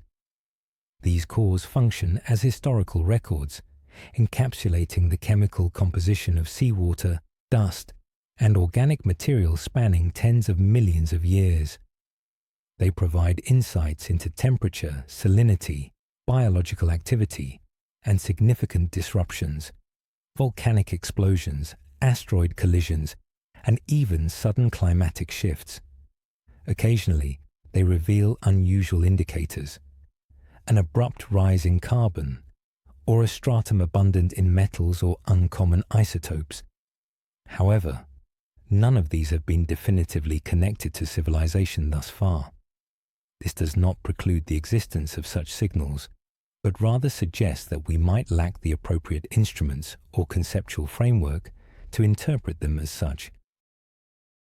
Should an ancient civilization have constructed coastal facilities, discharged waste into the oceans, or extensively modified marine ecosystems, some evidence could potentially remain in the chemical archives. Yet, such alterations would need to be substantial, worldwide, and swift to differentiate them from natural phenomena. Even then, reconstructing the narrative would be challenging. Consider the Fukushima nuclear incident in 2011. Radioactive isotopes entered the Pacific Ocean within days and were detectable off North America within months. This was a contemporary, thoroughly documented event with identified causes and exact measurements. Now, envision attempting to detect something comparable, 50 million years later, devoid of records, context, and with most original materials long decomposed or dispersed. Even if isotopes lingered in some capacity, identifying their source would be speculative at best. The ocean functions not merely as a repository, but as an active processor. It circulates water, nutrients, and sediment through its physical and biological mechanisms, eroding evidence and integrating it into the planet's continuous activity. Cities do not submerge and remain undisturbed like Atlantean relics. They disintegrate, they assimilate. Unless witnessed during their disappearance, they merge into the deep memory of the sea, a memory etched not in charts or remnants, but in chemical variations and morphological contours. Therefore, if a city plunges into the sea and is unremembered, did it truly exist from a geological perspective? Likely not, or at least not in an easily verifiable manner. Nevertheless, these submerged environments retain significance, not as proof, but as an illustration of how rapidly intricate structures can disappear. They highlight the impermanence of existence, even when sculpted in stone. They are not artifacts of ancient civilizations from 100 million years ago, but rather admonitions, glimpses, gentle yet persistent reminders that durability is a human construct, unrecognized by nature. Our focus now shifts from the marine environment to geological formations, from elements submerged by water to those encased in rock. For while the sea consumes, geological processes occasionally conserve, and sometimes the earth itself appears to retain something incongruous, not an edifice or a written record, but an enigma, an object out of place. The more closely we examine these, the more they hint that history may yet have untold revelations for us. When analyzing rock strata, scientists typically seek patterns, distinct successions that illuminate Earth's conditions at specific epochs. Questions arise. Was the climate warm or cool? Were volcanoes or oceans present? What forms of life existed? Each stratum functions as a data point, a chronicle page inscribed in minerals and particulate matter. Occasionally, however, an observation surfaces that is discordant, appearing misplaced or anachronistic. These are labeled anomalies. While most eventually receive explanations, some persist as unresolved cases, awaiting novel instruments or concepts for interpretation. Not every anomaly is perplexing. Geology abounds with unusual yet natural formations, including mineral deposits, peculiar fossils, and intricate stratifications resulting from environmental changes. Yet, periodically, something emerges that defies straightforward categorization. A piece appearing man-made, a composition inconsistent with its surrounding material, an item encased in rock that seems excessively uniform, precisely formed, or intentionally crafted. Consider the renowned accounts of artifacts in coal, predominantly from the 19th and early 20th centuries. Miners sometimes reported discovering metallic items within coal lumps, occasionally a chain, other times a bell, or a piece of sculpted stone.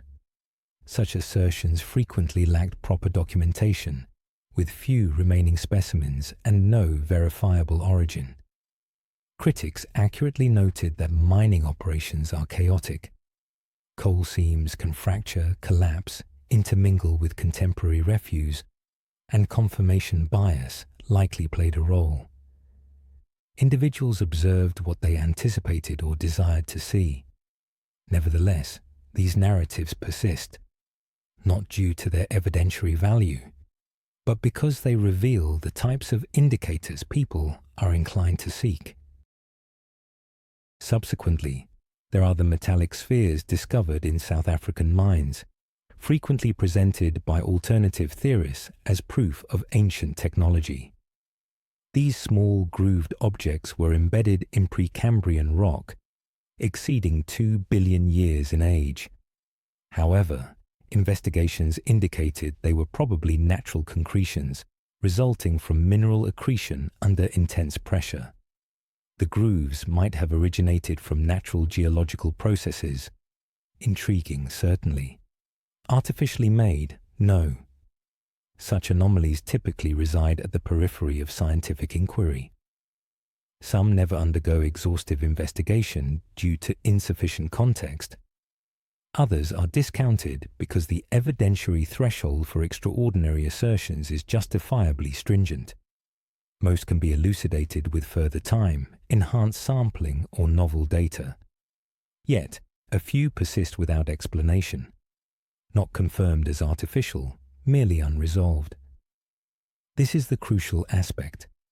The scientific method is inherently conservative. It avoids premature conclusions, preferring established mechanisms over speculative ones, and necessitates reproducible evidence rather than isolated oddities. Consequently, even upon discovering something unusual in ancient rock, the initial inquiries remain consistent. Could this be a natural occurrence? Is contamination present?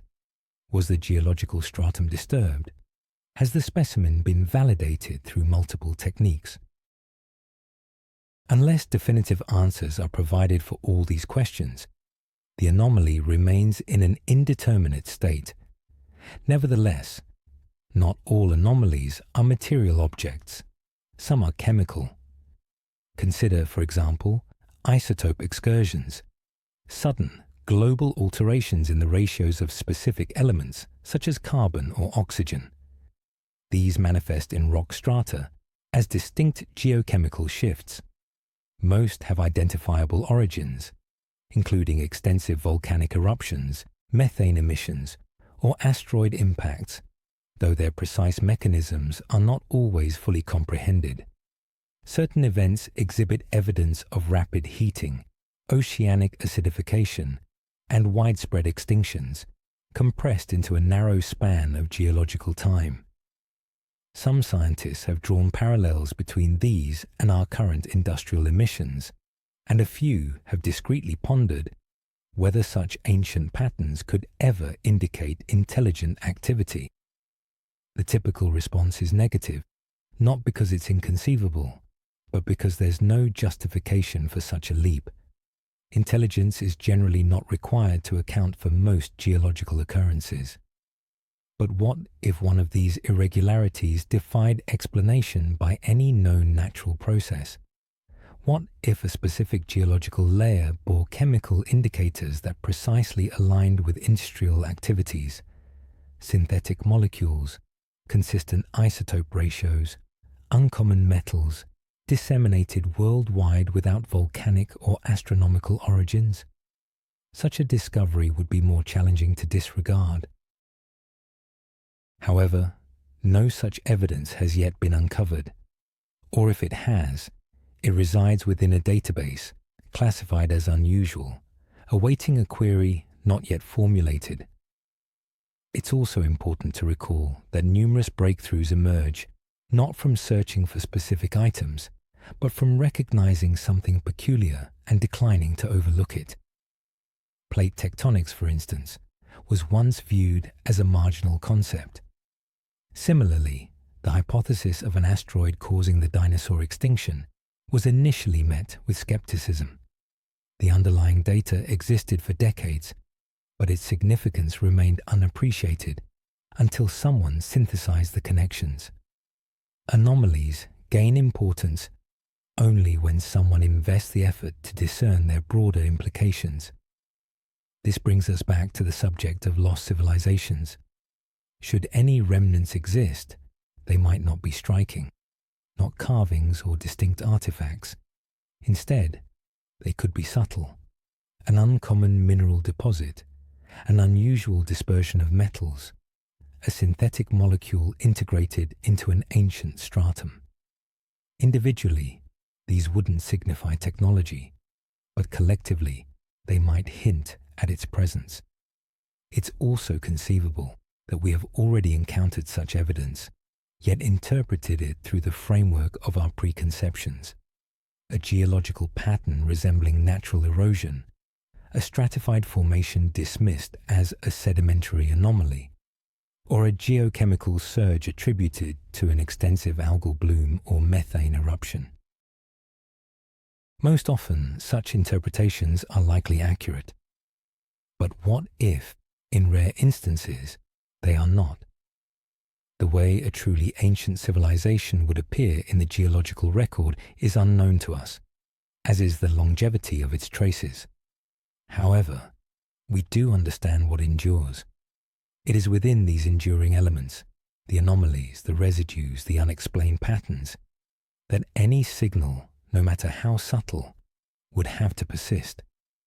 Consequently, we continue our search, not anticipating a buried metropolis, but embracing the quiet prospect that, concealed beneath our assumptions, lies a message communicated not through language, but through data, not deliberately deposited, but present nonetheless. Our next step briefly diverges from geology to explore a distinct form of record, not inscribed in stone, but conveyed through narratives. For history does not always vanish. At times, it reverberates, and the boundary between recollection and legend can be more permeable than we typically acknowledge. When archaeological finds are exhausted and geological strata cease, what remains are stories, not scientific documentation or precise measurements, but myths. These are oral traditions transmitted through successive generations, sometimes spanning entire civilizations. Most undergo alteration in their retelling. Specifics change, interpretations become ambiguous, and symbols accumulate. Nevertheless, myths endure. They persist even as structures crumble and languages perish. While seldom accepted as factual history, there is an increasing recognition that some might contain remnants of actual occurrences, encoded and refigured, yet not wholly fabricated. This concept is not novel. Various global cultures possess myths depicting deluges, infernos, celestial bodies plummeting, or lands that existed but are now gone. They recount abrupt ends to golden eras, forgotten wisdom, sudden obscurities, enigmatic visitors, and islands consumed by the ocean. Individually, each narrative appears to be symbolic fiction. Collectively, however, they start to reveal recurring motifs, common fears, shared ordeals, perhaps even collective memories of events predating written communication. Among the most enduring themes is the flood narrative, present in Sumerian, Babylonian, Greek, Hindu, Norse, Biblical, and numerous other traditions. While specifics differ, the central element remains constant. A massive inundation obliterates a former world, often as retribution or for regeneration. Occasionally, a handful of survivors receive warnings constructing vessels or ascending peaks. It's facile to view this merely as a metaphor, an explanation for seasonal precipitation, or an embodiment of human frailty. Yet, geological evidence also supports significant sea level increases and coastal inundation, particularly towards the close of the last ice age. As glaciers receded, sea levels ascended by more than 100 meters, submerging vast territories. Coastal inhabitants would have witnessed their environment disappear, and their progeny might have transmitted accounts of these events. Other legends recount lost territories such as Atlantis, Mu, Kumarikandam, and High Brazil. These locations are frequently depicted as sophisticated, beautiful, and fated for destruction. The causes differ: arrogance, conflict, cosmic retribution. But the outcomes are uniformly catastrophic. The land submerges, the populace disappears, and only the story endures. Today, most of these accounts are regarded as fictional, stemming from philosophical parables or nationalistic narratives. Nevertheless, even fiction can retain reverberations. The memory of a submerged land could be authentic, even if its specific descriptions are not. Furthermore, tales exist of forgotten knowledge. Numerous traditions refer to an era when humanity possessed greater understanding. When ancient wisdom was ubiquitous, celestial bodies were comprehended, and the earth was intentionally sculpted. While these concepts don't offer proof, they prompt an inquiry. How do cultures develop the conviction that their ancestors held superior knowledge? Not all traditions share this perspective, but those that do frequently depict a decline, involving not merely a moral failing, but a forfeiture of information, expertise, and connection to something profound. Moreover, ancient texts contain anomalies. Accounts of machinery, airborne conveyances, aerial cities, and weaponry possessing unnatural might. Mostly, these are clearly metaphorical or symbolic, Yet, at times, the descriptions become unusually precise, too precise, some contend, to be mere fabrication. Proponents of the myth as memory theory propose these could be skewed recollections of actual phenomena, technologies or occurrences transmitted through oral history long after their original significance was forgotten. This stance is challenging to verify scientifically. Myths are not factual evidence.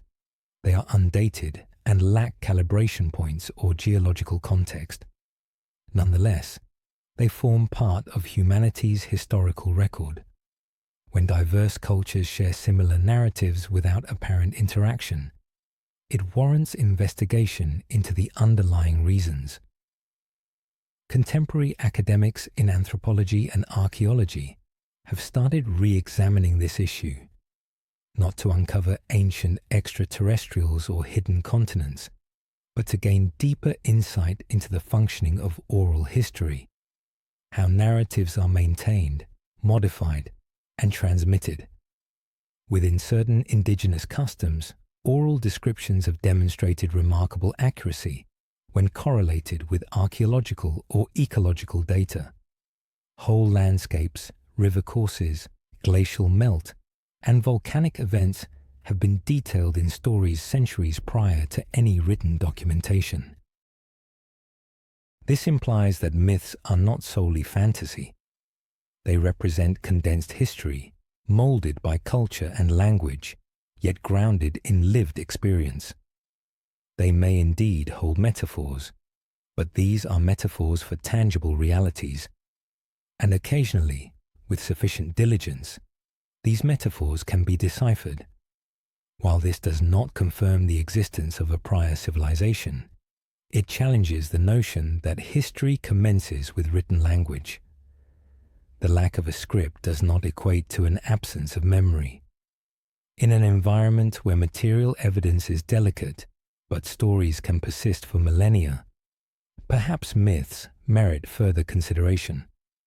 They might not reveal the precise events, but they could indicate that something significant occurred, important enough for people to attempt its preservation through the only means available to them. We will proceed by directing our focus to the ground itself, specifically to the fragments and objects extracted from the earth that occasionally appear incongruous. These are not legends or figurative expressions, but tangible materials possessing form, mass, and feel. Some are commonplace, some unusual, and some generate just enough curiosity to sustain this ancient hypothesis. Tektites are small, vitrified objects found across various global regions, typically dark, aerodynamically shaped, and remarkably uniform in makeup. Most geologists concur they result from impact events, a meteorite striking Earth, melting local rock, and projecting molten droplets into the atmosphere, which then cool and return to the surface. They are intriguing, though not enigmatic, at least individually. More compelling is the frequency with which these peculiar items, tektites, metal shards, shaped stones, become integrated into narratives extending beyond geology.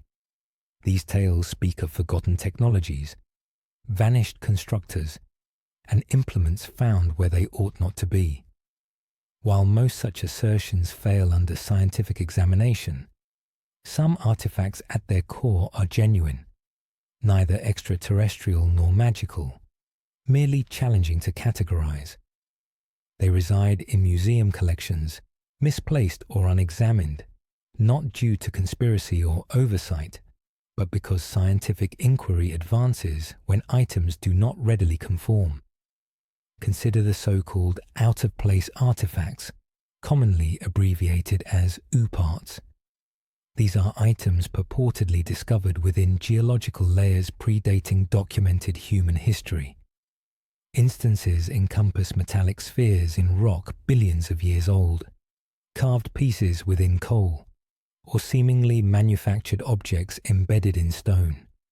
Nearly all have been accounted for as errors in identification, fabrications, or natural geological features, Nevertheless, the enduring nature of these narratives reveals something, not strictly about ancient machinery, but about the human desire for an alternative historical account, one where civilization did not emerge 10,000 years ago, but has appeared and disappeared over far greater spans of time. Occasionally, these artifacts are genuinely intriguing. A perfectly symmetrical polished stone sphere, a copper tool unearthed in a stratum considered too ancient for metalworking, or an engraved pattern located deep within a cavern, supposedly beyond the reach of any known culture. In almost every instance, natural explanations, or at least credible ones, exist. Geological processes can generate remarkably uniform shapes. Chemical erosion can sculpt rock in peculiar fashions, and implements can migrate through strata due to animal actions, shifts in groundwater, or human error during excavation. Yet, even if none of these objects definitively prove a lost civilization, they highlight a crucial point. The further back in time one goes, the more challenging it becomes to verify or refute anything. Sediment is disturbed, caves collapse, dating techniques depend on context, and context can be lost. If a technological item were interred in a 10-million-year-old layer and didn't correspond to anything familiar, we wouldn't automatically infer its ancient origin. We would likely presume contamination, a misplaced specimen, or a modern object that descended. And typically, this assumption would be correct. However, this presumption, while statistically robust, renders us almost oblivious to those rare cases where it might be erroneous. Genuine tools can endure for extensive periods under suitable circumstances. Stone tools, specifically, are robust. Chipped flint pieces over 2 million years old have been discovered, exhibiting intentional shaping, clear signs of wear, and indications of cultural transfer. It's noteworthy that it took considerable time for archaeology to even identify some of these artifacts as tools. For years, many were disregarded as geofacts, naturally fractured stones. Only once consistent patterns emerged, repetition, grouping, abrasion marks, did the scientific community start to acknowledge their human genesis. This offers a direct implication for the quest for any non-human civilization. The initial indicators would not be cities or complex machinery. Instead, they would be patterns, implements inconsistent with local geology, arrangements of substances implying design, or recurring regular shapes at a frequency beyond random chance. Yet, such indicators would be exceptionally easy to miss, particularly without accompanying context, and context is precarious. Visualize discovering a perfectly formed sphere within a rock layer, dated 100 million years old. The immediate presumption would be disturbance of the layer, with the object being an intrusion, which could be accurate. However, if we automatically reject every anomaly that deviates from the established timeline, we preclude the possibility of uncovering anything that could revise that timeline. Furthermore, there are improbable anecdotes, narratives transmitted orally or documented in unconventional publications regarding impossible discoveries. An iron nail in sandstone, a mechanical apparatus in coal, a human footprint alongside a trilobite. These assertions almost invariably unravel upon examination, often due to inadequate documentation, absence of a surviving specimen, or evident manipulation. Yet, not all are intentional deceptions. Some originate from well-intentioned observers who lack the instruments or expertise to interpret their findings, while others are simply errors, natural characteristics momentarily perceived as artificial. Nevertheless, the underlying concept in these stories, that something predated us, is not intrinsically incorrect. Typically, the presented evidence is flawed, but the impetus is comprehensible. Humans desire to ascertain that history is more profound than currently understood, that our narrative might be part of a more extensive, intricate progression. In a sense, this isn't merely optimistic, it's rational. Intelligence is not a singular occurrence, but an emergent characteristic. Over billions of years, it is logical to ponder whether it has arisen multiple times. Science, naturally, requires more than mere curiosity. It demands data, replicability, and strict methodology. But it also necessitates inquiry, and some of the most fruitful questions originate from outliers, from elements that do not conform. While most anomalies prove inconsequential, a select few lead to novel insights. Thus, even if tektites are merely impact-generated glass, tools originate from recognized species, and improbable tales are purely speculative, they still serve a purpose. They prompt us to examine more closely, to consider what might have been overlooked, and to acknowledge that the distinction between natural and artificial, between chance occurrence and deliberate pattern, is not always self-evident. Subsequently, we will delve deeper into this uncertainty. Not all intelligent cultures would have evolved identically. Not every civilization would have opted for stone or metal, and if some never did, their vestiges, should they exist, could be so imperceptible that we have already passed them by, unobserved, undocumented, yet not wholly erased. When we envision a civilization, our mental images typically include specific elements: tools, structures, machinery, writing, monuments, almost entirely composed of or shaped by metal.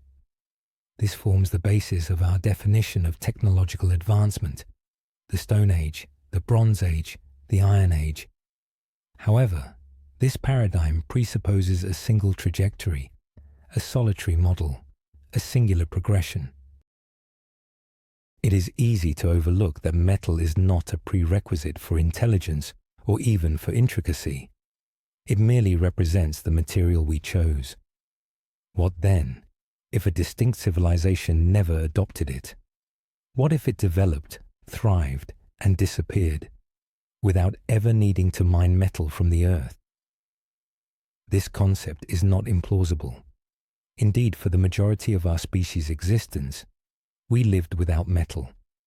Early humans fashioned implements from stone, constructed with wood and bone, harnessed fire, comprehended animal behavior, produced attire, adorned their dwellings, and cultivated extensive oral histories, all without smelting any ore. Many indigenous societies continue to flourish with minimal or no metal usage, even following interactions with metal-working cultures. Complexity does not originate with metallurgy. It only becomes archaeologically discernible in specific forms because of it. Therefore, if we contemplate the prospect of a pre-human or non-human civilization, it's pertinent to inquire, what would their enduring record resemble if they never entered a metal age? The concise reply is that it would be extraordinarily challenging to locate. Organic substances, wood, plant fibers, animal hides, even bone, decay quickly unless maintained in exceptionally arid, frozen, or anaerobic conditions. Fabrics rot, wood combusts or decomposes. Anything exposed to humidity, warmth, or biological processes degrades. Lacking stone, metal, or ceramic to preserve the essence of these items, nothing persists for extended durations. And even when conserved, organic remnants are seldom construed as technological unless they exhibit clear modification or design. A collection of fibers could be cordage, or a hollowed-out log could serve as a boat, or simply remain timber. Now, envision a hypothetical civilization constructed entirely from biodegradable resources, dwellings made of interwoven plant fibers, tools crafted from dense woods, containers from gourds or leather, decorations, attire, and written characters, all fashioned with natural pigments, feathers, bark, sand, and smoke. Nothing was quarried, nothing smelted, nothing left to corrode or fragment into lasting debris. In an accommodating climate, such a society might endure for millennia, yet leave almost no discernible trace in the geological record. A forest could completely overgrow its remnants within a decade. Erosion would attend to the rest, and in 1,000,000 years, not a single vestige would remain. Even fire, one of the most ancient and transformative technologies, does not preserve effectively. While layers of charcoal, ash beds, and thermally cracked stones are discoverable, these are equally common in natural settings. Lightning strikes, uncontrolled wildfires, and volcanic activity all produce similar marks. Distinguishing a fire utilized by intelligent beings from one caused by natural forces requires context. Hearth structures, deliberate arrangements, and associated artifacts. Without these, it merely presents as another dark stratum in the soil. Certain non-metallic implements could endure, particularly stone tools. However, not all stone tools are readily identifiable. A pebble employed for grinding grain or softening fibers might never be intentionally shaped. A sharp rock used for cutting might not undergo further refinement. If tools are not regularly maintained, kept, stored, or repeatedly used, they blend into the natural backdrop. Moreover, if their application does not create persistent wear patterns, they become virtually impossible to pinpoint retroactively. It is also plausible that a civilization could attain advanced levels of comprehension in astronomy, agriculture, even medicine, without requiring heavy industrialization. Knowledge is not always contingent on material excess. A society might map the stars through naked eye observations, track seasonal cycles using stone or wooden markers, or selectively breed plants via meticulous study and careful choice. They might measure time with water, calculate with knots or beads, and transmit wisdom through codified song. None of these systems demand metal, only continuity. Should that continuity be fractured by natural calamity, disease, or migration, the knowledge can be lost just as swiftly as the tools degrade. Language, in particular, is delicate. Spoken utterances vanish with the speaker. Unless recorded in writing or carved, they entirely disappear, and even written records are susceptible to fading. Paper incinerates, bark and leaves decompose. Inscriptions in sand, dust, paint, or wood do not persist unless intentionally safeguarded. Thus, if a civilization never devised a durable script or never required one, its existence might forever remain unknown to us. Furthermore, there is the matter of scale. Not all civilizations construct cities. Some maintain mobility. Some integrate seamlessly into their ecosystems. Some prioritize impermanence. Our definition of advanced is skewed towards societies that leave substantial environmental footprints. Grand architecture, pollution, extensive energy consumption.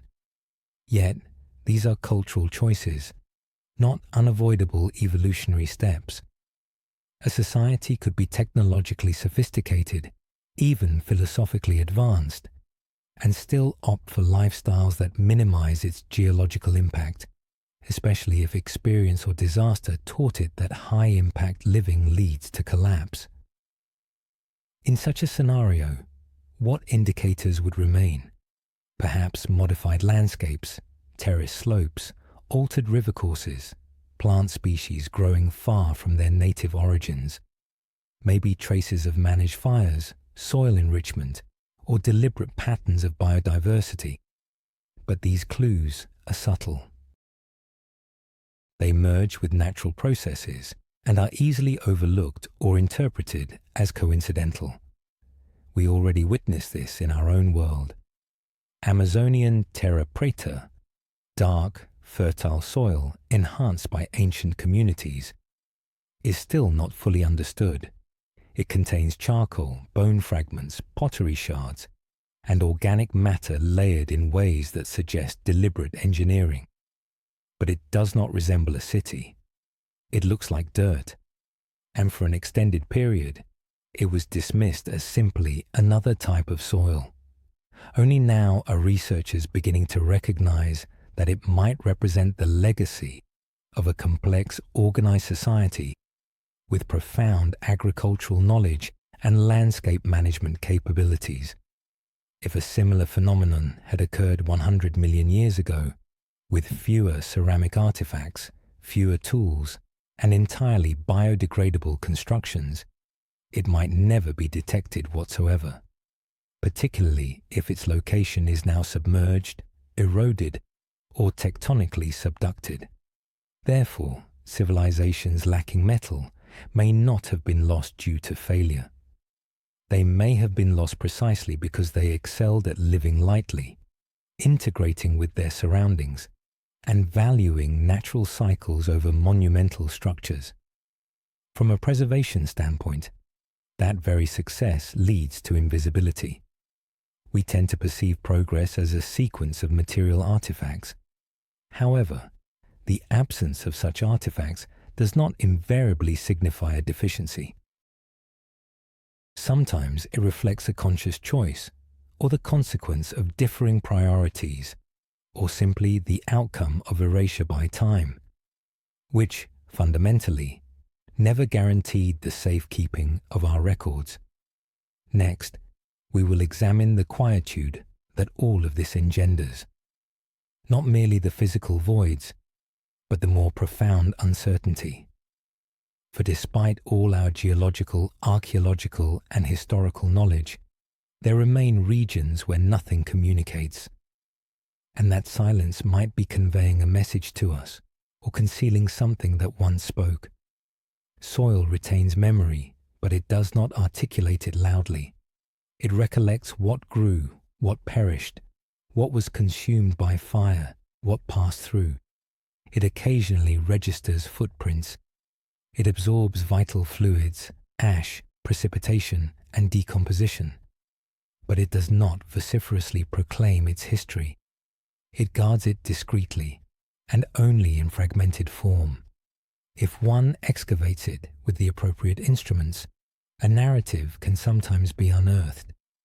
More often, however, one finds only quiet, and within that quiet, we begin to grasp the sheer fragility of a civilization's historical record. We conceive of soil as merely a surface. Yet, in many respects, it serves as an interface, a transitional zone between living and non-living elements. It is where biology converges with geology. Every fallen leaf, every deceased organism, every root permeating it, shapes the layer beneath us, and over extended periods, those layers compact. They gradually transform into sediment, and if interred sufficiently deep, they solidify into rock. However, most soil does not persist for such durations. The majority of it is churned, eroded, or carried away by water. Consequently, the traces that do survive are rare, and those that endure frequently offer limited information independently. There are locations where soil distinctly carries the imprint of past life. Ancient hearths leave behind charred residues. Ruined dwellings leave organic discolorations. Burial sites exhibit patterns of human activity, altered coloration, disturbed stratification, and chemical shifts from decomposing remains and offerings. Yet, these indicators are tenuous. Even a few millennia of weather patterns or agricultural activity can efface them, and on a geological timescale, they do not endure well unless encapsulated in an unusually stable environment. Frozen tundra, arid deserts, peat bogs, even in these, they ultimately disintegrate. This partly explains why most ancient civilizations are discovered through stone and metal, not through soil. The information embedded in the earth does not persist without surrounding context, and when deprived of that context, disconnected from artifacts, architecture, or clear stratigraphy, it ceases to convey a coherent story. It transforms into noise or nothingness. Nevertheless, researchers have begun to develop improved methods to interpret that quietude. Archaeobotanists, for instance, study minute plant remains, pollen grains, phytoliths, seeds, to reconstruct ancient landscapes. Geoarchaeologists examine soil chemistry, texture, and layering to infer human activity. Darkened soil layers might suggest controlled burning. Elevated phosphate concentrations might indicate habitation or waste disposal. Unusually fertile patches might point to long-term agriculture. But even these clues demand interpretation. High phosphate levels do not automatically imply human presence. They could originate from animals. Dark soil might be a hearth or a lightning strike. Soil enriched by charcoal might be deliberate, like Amazonian terra preta, or simply the outcome of a firestorm. Without context, without recurring patterns, these faint indications do not rise above the background of natural variation. And so, when we inquire whether another civilization might have existed in the distant past, we must confront this reality. Soil alone will not provide confirmation. Not on its own, not after millions of years, because even if such a civilization once modified the land, cultivated crops, constructed homes, and shaped environments, those alterations would almost certainly have been reabsorbed, integrated back into the Earth's matrix, inverted, washed out, compacted, or simply obliterated. It is a challenging concept to accept that an entire society, its knowledge, its urban centers, its collective memory, could vanish so completely that even the ground it stood upon forgets it. But that is the fundamental nature of time, not malicious, merely impartial. If nothing endures, nothing remains. And soil, as a medium, offers little resistance. It cooperates, it recycles, it perpetuates the ongoing cycle. Furthermore, another challenge exists. Even if a few residues do survive, how would we ascertain they were not natural phenomena? How would we distinguish between an ancient garden and a wild meadow, between a constructed fire pit and a naturally scorched area, between a human path and an animal track? The further back in time an event occurred, the less significant those distinctions become. At a certain point, deliberate action and accidental occurrence become indistinguishable. We must also consider that what endures is not necessarily what held the greatest importance. Narratives do not petrify. Interpersonal relationships are not revealed in geological core samples. Melodies, rituals, ideas, these leave no chemical signature. And even when physical objects survive, their meaning frequently does not. We have unearthed ancient implements whose purpose we still cannot fathom, languages we cannot translate, symbols we cannot decipher, and these originate from civilizations whose existence is confirmed. The void left by an entirely unknown society would be exponentially greater. Thus, as we scrutinize the soil for insights, we must be honest about what we seek and what we are prepared to acknowledge as meaningful. An anomalous chemical surge, an unusually fertile strip of earth, a layer of char in an unexpected location. Are these signs of intelligent activity or merely background variation? The boundary is indistinct, and across vast geological epochs, it becomes almost imperceptible. Yet the very quietude itself constitutes a form of response. It informs us that even intellect, even organized society, can pass unnoticed, that the Earth does not differentiate between life guided by inherent drives and life molded by conscious deliberation, and that unless something endures, something robust, distinct, unequivocally artificial, it will be reabsorbed into the natural cycle, becoming merely another layer, another hue in the Earth. Next, we will shift from quietude to conjecture. Our focus will not be on what we might discover if ancient civilizations existed, but rather on what future entities might uncover if we ourselves were to disappear. Contemplating how our own society would appear from a distant future offers the clearest insight into what vestiges a forgotten civilization might leave, and what efforts would be required to detect them at all. Should humankind vanish tomorrow, the planet would initially register it. Cities would fall silent, illuminations would cease, aircraft would be idled, roadways deserted.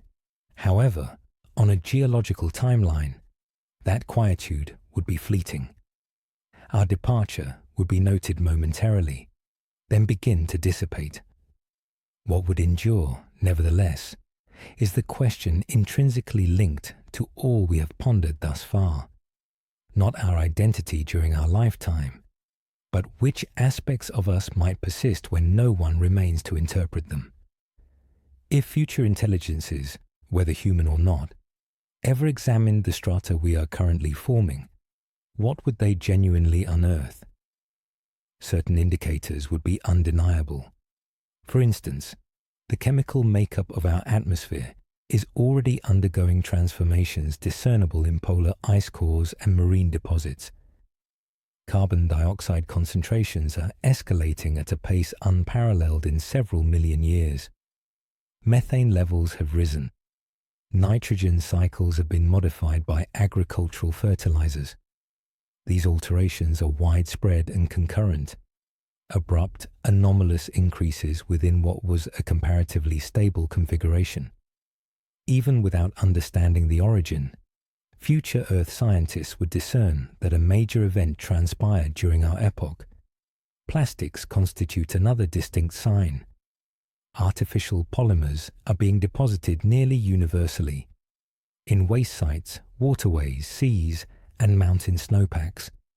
Microplastics are detected in oceanic sediments, in aquatic life, and in human circulation. They resist decomposition in numerous settings, and even if fragmented into smaller particles, their chemical signatures could persist. Future investigators might uncover slender strata of microplastic-laden sediment appearing suddenly in the geological annals and dispersed across the globe. They would be conspicuous, not due to plastic's indestructibility, but because of its singular, non-natural character. A stratum composed of materials the Earth did not independently generate. We are also subtly modifying the planet's mineral makeup.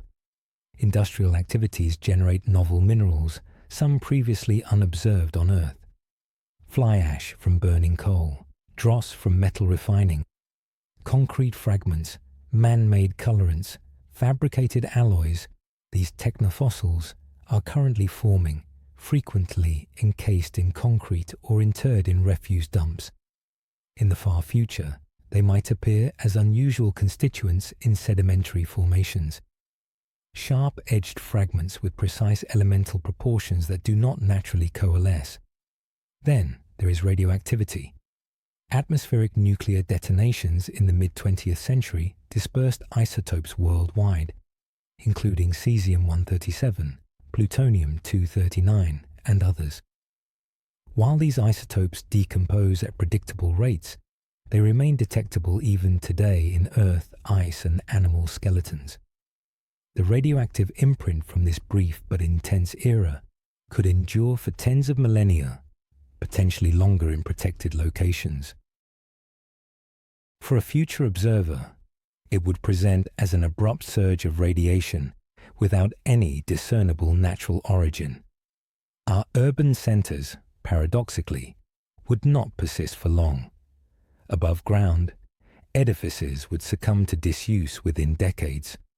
Steel corrodes, concrete fissures, glass breaks, reinforcing bars expand, plant roots penetrate foundations, dampness infiltrates every crack. Within a millennium, the majority of constructions would be unrecognizable, interred, weathered, reclaimed by woodland or desert. After 10 millennia, one would need to excavate to locate any remnants.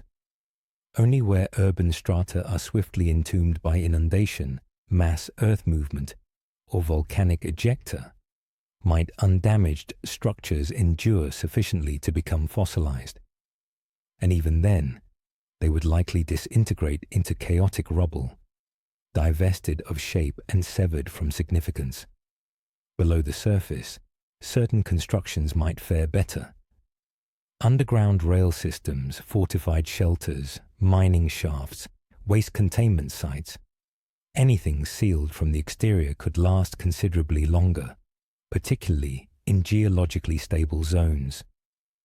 Future diggers might discover peculiar compartments filled with unidentified substances or passages excavated with uncanny exactness.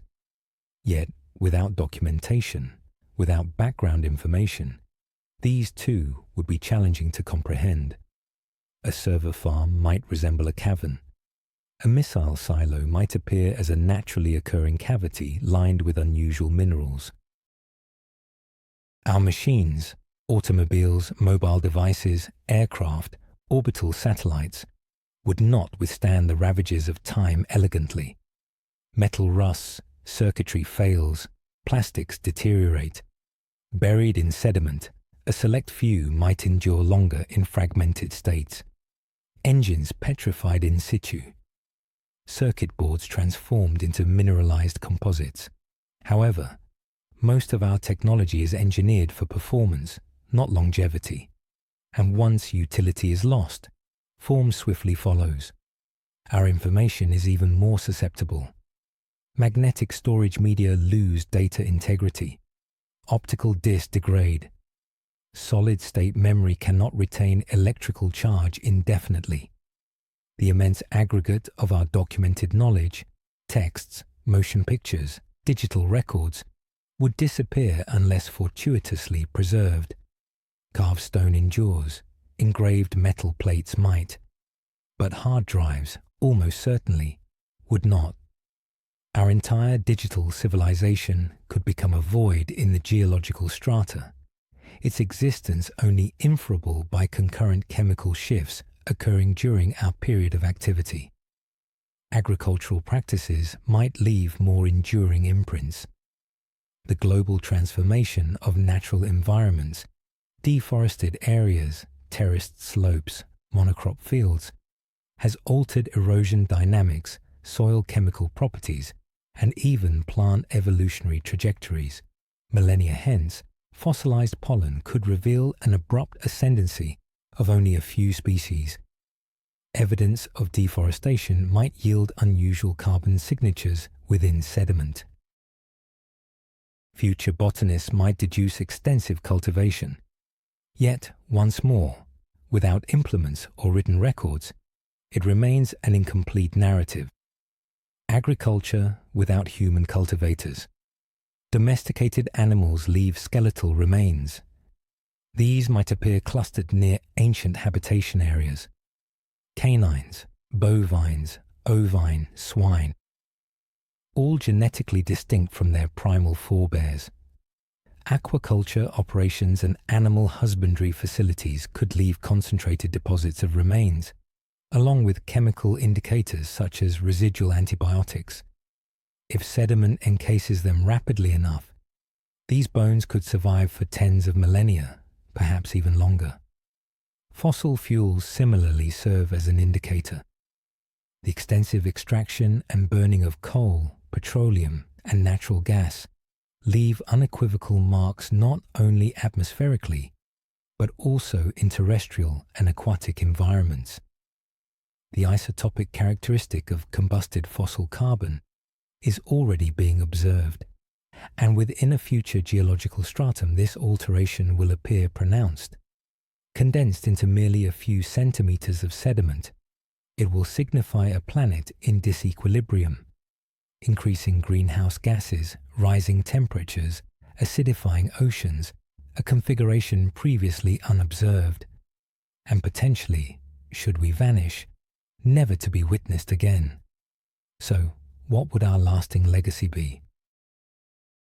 Not grand structures, not narratives, but chemical compositions, isotopic proportions, synthetic compounds, peculiar minerals, a surge in carbon, a decline in biological diversity, a distinct mark in the rock, a signature sufficiently sharp, swift, and pervasive to declare that intelligent life was present, something that constructed, consumed by fire, and entombed itself within its own historical imprint. And for any entity observing millions of years hence, that might suffice.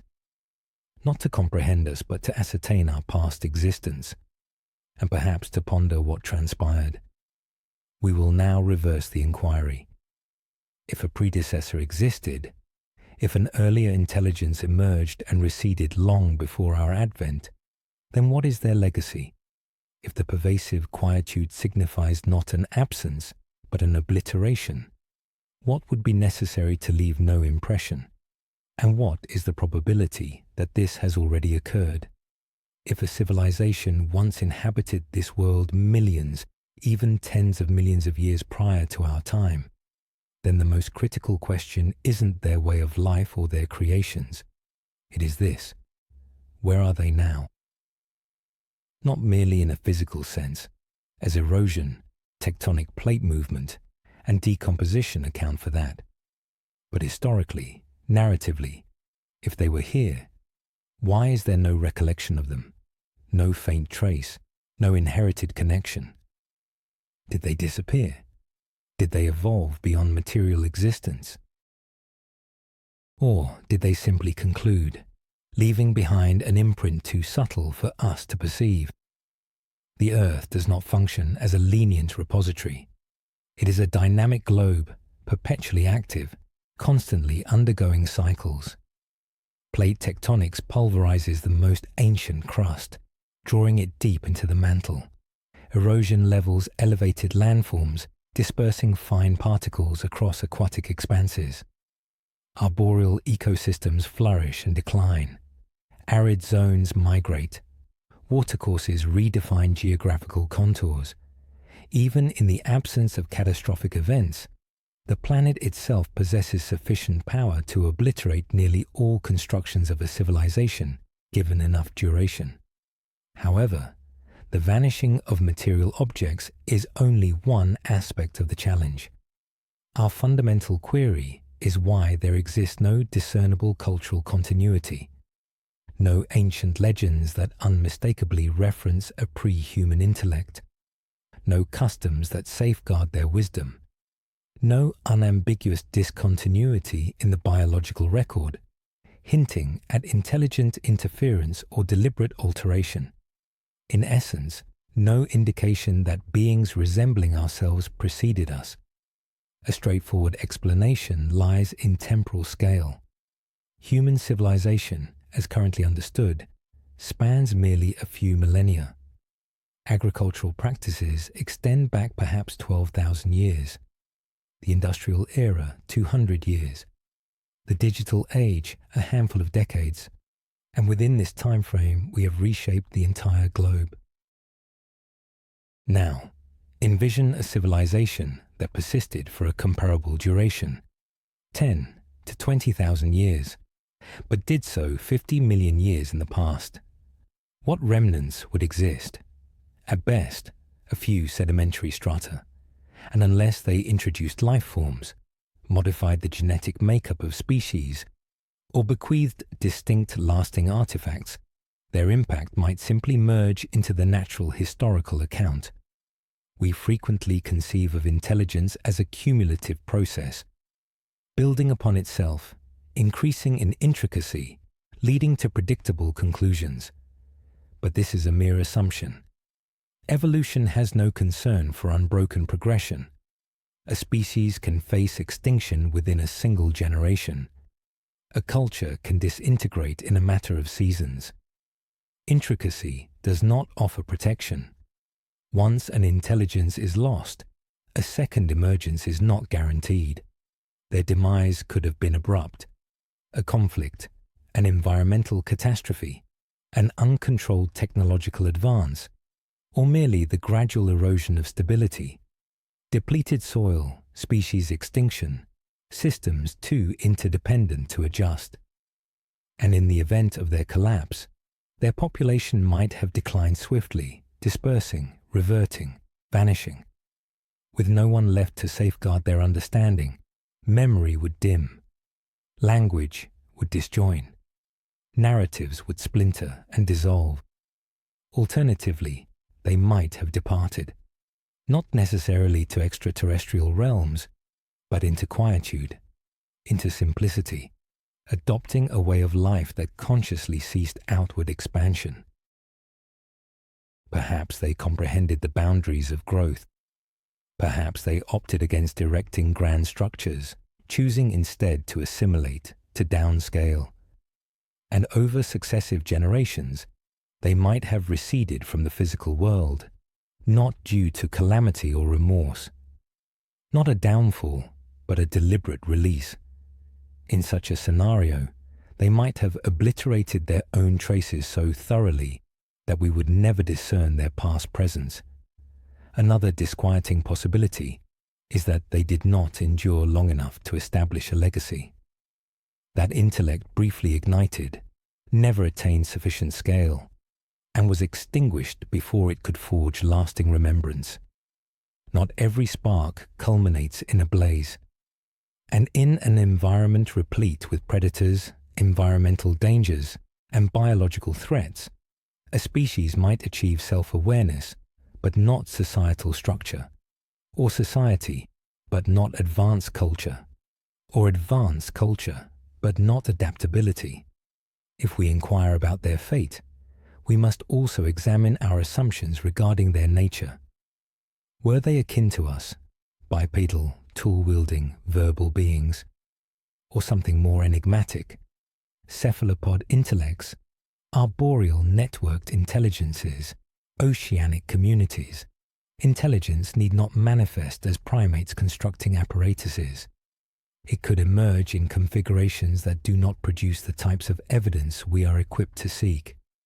If that is the case, then perhaps we are posing the incorrect version of the question. Not where did they vanish, but what were they fundamentally? Even if they were present, and even if they left some impression, identifying it would necessitate us to venture far beyond our preconceived notions. We would need to discern not objects, but voids, not remnants, but irregularities. We would need to be receptive to uncovering traces not merely in stone or metal, but in genetic material, geological deposits, isotopic signatures, patterns that diverge from natural phenomena, yet do not unequivocally suggest mechanical origin. Thus perhaps they did not depart at all. Perhaps they were reincorporated into the ecosphere, reprocessed into particles, genetic information, and cellular components. Perhaps we have already excavated through their urban centers unknowingly. Perhaps the silicon in our microprocessors was once the bedrock of their dwellings. Perhaps their heritage is not lost, merely fragmented, attenuated, reutilized by the Earth's incessant biological processes. Or perhaps, in some manifestation, they persist, not as biological entities, not as conscious minds, but interwoven into the systems they bequeathed. Transformed ecosystems, diverted watercourses, altered genetic codes, constructions too ancient to be classified, too peculiar to be claimed, too indistinct to be recalled. Relics that do not proclaim their presence because they no longer perceive us as their intended audience. The more profoundly we delve, the more we apprehend that absence is not invariably conspicuous. Conclusions do not always arrive with prior notice. and disappearance, particularly on a planet such as this, can be absolute. Next, we will pose a more challenging query, not concerning the mere existence of a past civilization, but whether we would accept it even if proof were unearthed. For understanding is not solely about information, it is about discernment. And conviction, when it involves re-narrating the history of our predecessors, has consistently presented the greatest obstacle. Humility is not a prerequisite of scientific inquiry, yet it is a principle the cosmos tends to impose. Each instance where we presumed our central importance, we have been progressively displaced, initially from the Earth, then from the Sun, then from any singular position in the galaxy. And now, as we contemplate our planet's ancient history and question if we were the first to attain this degree of consciousness, we confront another form of decentering, one that does not assert we were not first, but gently suggests our inherent uncertainty. This is the humbling realization that intelligence is not exclusive, that it can emerge multiple times on the same world and can disappear so completely that we would not even perceive its passing, not because it left no evidence, but because we have already rationalized those traces away or failed to observe them initially. We are inclined to believe that any significant event would be self-evident. However, that conviction presupposes that permanence is the norm, which it is not. The overwhelming proportion of human history has been lost, even from the preceding 10,000 years. Whole societies left no textual archives. Entire urban centers left no discernible remnants. How much more could be absent from 10 million or 100 million years ago? The Earth's geological chronicle is not a coherent volume. It is a jigsaw with most of its elements missing and no guiding image on the container. And we only register fragments that sharply diverge from their surroundings. A dark inclusion in a light stratum, a fractured object in a smooth one. Unfamiliar elements attract notice. Subtle ones merge into obscurity. This is precisely why the concept of a pre-human civilization poses such an investigative challenge, not due to its inherent absurdity, but because it resides in the precise domain where supporting data is scarcest and interpretative leeway is greatest. It necessitates scientific inquiry to accommodate uncertainty without forsaking methodical exactness, to preserve room for the undiscovered without populating it with fanciful notions. Most scientists do not oppose the idea out of conceit. Their resistance stems from their professional discipline. Exceptional assertions demand exceptional substantiation, and thus far, none exists. No mechanical components in Permian rock, no encrypted communiques in carbonaceous strata, no construct, indication, or artifact that unequivocally necessitates an intelligent genesis while precluding all natural explanations. Yet, a lack of proof does not equate to proof of absence, and sometimes the temporal scale is so immense that quietude becomes the paramount characteristic, not because nothing occurred, but because the earth excels at effacing memory. And this is where humility reappears, not as capitulation, but as a commitment to intellectual integrity. We remain unsure if we are the initial intelligent species. We may never ascertain this, and if we are not, we might never unearth the conclusive evidence. And if we do encounter it, we might fail to identify its true nature. Even currently, as we chart irregularities, examine mass extinction episodes, and track chemical signatures within sedimentary layers, our perspective is constrained by our pre-existing expectations. An entombed metropolis. We understand how to interpret that. An elevated level of iridium or carbon. Perhaps a meteorite. Perhaps a conflagration. Perhaps something else entirely. but it requires deliberate effort to perceive a pattern that does not already correspond to one previously analyzed. This limitation extends beyond mere scientific boundaries. It is also emotional and cultural.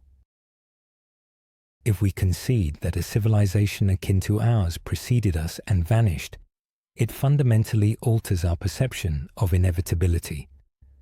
Progress appears tenuous. Civilization becomes transient. Intelligence transforms from a pinnacle achievement into a mere possibility. Something that might emerge, recede, and re-emerge, or not at all. There is also the question of intrinsic significance. If predecessors existed, beings who constructed, aspired, contemplated, faltered, what implication does that hold for us today? Does it diminish our uniqueness or enhance our interconnectedness? Are we their successors or their substitutes? Are we recapitulating their errors or forging a novel trajectory they never pursued? We are unaware, and that uncertainty constitutes part of the core message. It is conceivable that the most enduring inheritance of a preceding civilization is not material whatsoever, but conceptual. The very notion that they might have existed, that we may not be the initial ones, and that one day another entity might pose the identical question regarding us. What will they observe when they review our time? A surge of carbon, a dissemination of synthetic materials, a fleeting glimmer in the geological layers? Will they designate it a civilization? Will they term it a misfortune? Will they consider it affirmation of their own non-solitude?